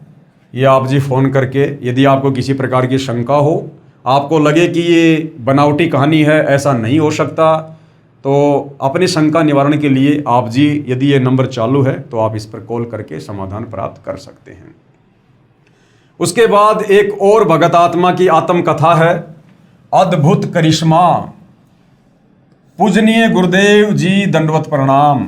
मैं भगत नथुराम, गांव छावला, दिल्ली से अपने परिवार की खुशी आदरपूर्वक सूचित करना चाहता हूं कि जनवरी सन 2000 के आरंभ में सतगुरु रामपाल जी महाराज का प्रवचन सत्संग ताजपुर गांव दिल्ली में श्री मुरारी भगत के निवास पर चल रहा था। तो एक अन्य भगत की बेटी ने मेरी पत्नी श्रीमती बिमला देवी, जो कि छावला से है, उससे कहा कि चाची जी, पड़ोस के गांव में जो सत्संग चल रहा है, यदि आप उस महाराज से नाम ले लो तो आपका असाध्य रोग, यानी जो रीढ़ की हड्डी में 1 इंच का फासला था, जिस कारण से बहुत ज़्यादा पीड़ा थी, ठीक हो सकता है। तो मेरी पत्नी ने उस लड़की से कहा कि all India medical institute of research centre of science Delhi में, जिसका 2.5 वर्ष इलाज चलकर असफल हो चुका हो, तो उस एक नाम या शब्द में कौन सी शक्ति है जो मेरा असाध्य रोग ठीक हो जाएगा। काफ़ी देर तक दोनों की बहस चलती रही। अंत में धीरे चलकर उस सत्संग में जाने का निर्णय लिया गया। परम पूज्य सतगुरु रामपाल जी महाराज के प्रवचन अमृतवाणी सुनकर अधूरी छूटी हुई भक्ति का तार पुनः बंदी छोड़ से जुड़ गया। यानी वो आत्मा पहले किसी जन्म में सतगुरु रामपाल जी की शरण में थी, अब फिर से वो अधूरा तार, वो भक्ति वापस शुरू हो गई। और 2.5 वर्ष के इलाज से फायदा ना पाकर केवल नाम के सुमरण से, जो नाम सतगुरु रामपाल जी देते हैं, जो शास्त्र प्रमाणित हैं, जो इन यहाँ की शक्तियों के, देवी देवताओं के जो बीज मंत्र हैं, मूल मंत्र हैं, उस सुमरण से 5 दिन के अंदर ही असाध्य रोग ठीक हो गया। इससे पूर्व डॉक्टरों ने उनको बैठने व खड़ा होने की सख्त मनाही की थी, जो आज भी ट्रीटमेंट स्लिप पर लिखा है, तथा वह 1 इंच के फासले के एक्सरे भी मौजूद हैं। सबसे बड़ी समस्या मेरी पत्नी को ये थी कि उनसे बैठकर पाखाना नहीं किया जाता था, यानी बैठकर वो फ्रेश नहीं हो सकती थी, और हाथ धोने के समय तो 10-15 मिनट रोना पड़ता था, क्योंकि ज़्यादा झुकने पर ज़्यादा दर्द होता था। अब वह परम पूजनीय सतगुरु रामपाल जी महाराज जी के आशीर्वाद से 50 किलो के गट्ठर वजन अपने आप उठा सकती है और पूर्ण स्वस्थ है। मेरी सर्व पाठकों से प्रार्थना है कि परमेश्वर तुल्य, यानी साक्षात परमेश्वर ही सतगुरु रामपाल जी महाराज, जो कबीर देव, कबीर परमेश्वर जी के पूर्ण कृपया पात्र है, यानी स्वयं ही परमात्मा धरती पर संत रूप में प्रकट हैं, उनसे शीघ्रातिशीघ्र मुफ्त में नाम प्राप्त करके सपरिवार कल्याण करवाएं तथा पूर्ण मोक्ष तथा सतलोक की प्राप्ति करें। तो भाइयों और बहनों, ये कथाएं सत्य हैं। ये उन भगत आत्माओं की आत्मकथा है। ये उनके दिल की गहराई से, उनके मुख से निकले शब्द हैं, जो सतगुरु रामपाल जी से उपदेश प्राप्त करके, लाभ प्राप्त करके, और जो उन्होंने अपने अनुभव आप जियों के सामने व्यक्त किए हैं। और ये आपको इसलिए सुनाए जाते हैं कि आप लोगों को विश्वास हो कि वास्तव में जो परमात्मा कर सकता है वो विज्ञान नहीं कर सकती। जो परमात्मा कर सकता है वो इस 21 ब्रह्मांड की सुप्रीम पावर, यानी ब्रह्मा विष्णु महेश से ऊपर दुर्गा और काल यानी ब्रह्म भी नहीं कर सकते। हमारे प्रारब्ध के उन कर्मों को, जिनके चलते हमारे ऊपर कष्ट आते हैं, आपत्तियां आती हैं, भूत प्रेत से बाधित होते हैं, तीनों ताप के कष्टों से बाधित होते हैं, उनको केवल परम संत ही काट सकता है। दूसरा कोई विकल्प, कोई ऑप्शन नहीं होता है। तो भाई और बहन, समझदार व्यक्ति तो इन कथाओं को सुनकर, सृष्टि रचना को सुनकर, सतगुरु रामपाल जी के शास्त्र अनुकूल सत्संग सुनकर अति शीघ्र उनकी शरण ग्रहण कर लेते हैं। और बाकी भाई आना तो देखो आज ना कल इन्हीं की शरण में आना पड़ेगा, दूसरा कोई विकल्प नहीं है। आने वाले समय में ये तुम्हारी विज्ञान भी फेल होने वाली है, ये तुम्हारे डॉक्टर भी फेल होने वाले हैं, इनका ट्रीटमेंट भी फेल होने वाला है। क्योंकि डॉक्टर केवल शरीर के रोगों का इलाज कर सकता है, परंतु वर्तमान में जो शरीर पर रोग लग रहे हैं, जो असाध्य बीमारियां लोगों को हो रही हैं, ये उनके कर्मों के चलते हो रही हैं, उनके प्रारब्ध के कर्मों के कारण हैं। तो प्रारब्ध के कर्मों के चलते शरीर पर जो कष्ट आ रहे हैं, उसको डॉक्टर नहीं बल्कि आध्यात्मिक डॉक्टर यानी पूर्ण संत ही काट सकता है, अपनी भक्ति से, अपने आशीर्वाद से। दूसरा कोई तरीका नहीं है। तो भाइयों और बहनों, पवित्र पुस्तक ज्ञान गंगा के ऊपर बन रहे वीडियो में आज हमारा ये 19वें नंबर का वीडियो था। और प्रत्येक वीडियो से हमें अध्यात्म के विषय में बहुत गहरी गहरी जानकारियाँ प्राप्त हो रही है, जिससे हमारा विश्वास बढ़ रहा है और भक्ति करने में हमारी रुचि बढ़ रही है। इसी प्रकार हम आगे बढ़ते रहेंगे, परमेश्वर की महिमा करते रहेंगे। आप भाई बहनों को जो भक्ति और भगवान से कोसों दूर बैठे हैं, आप तक ये संदेशा पहुंचाते रहेंगे। तो आज के वीडियो में केवल इतना ही। कल परमेश्वर के आशीर्वाद से आपकी सेवा में फिर हाजिर होंगे। तब तक पूज्य गुरुदेव भगवान हम सबको आशीर्वाद दे, आज्ञा दे, सद्बुद्धि दे, हमारा मार्गदर्शन करें। बंदी छोड़ सतगुरु रामपाल जी परमेश्वर जी की जय हो।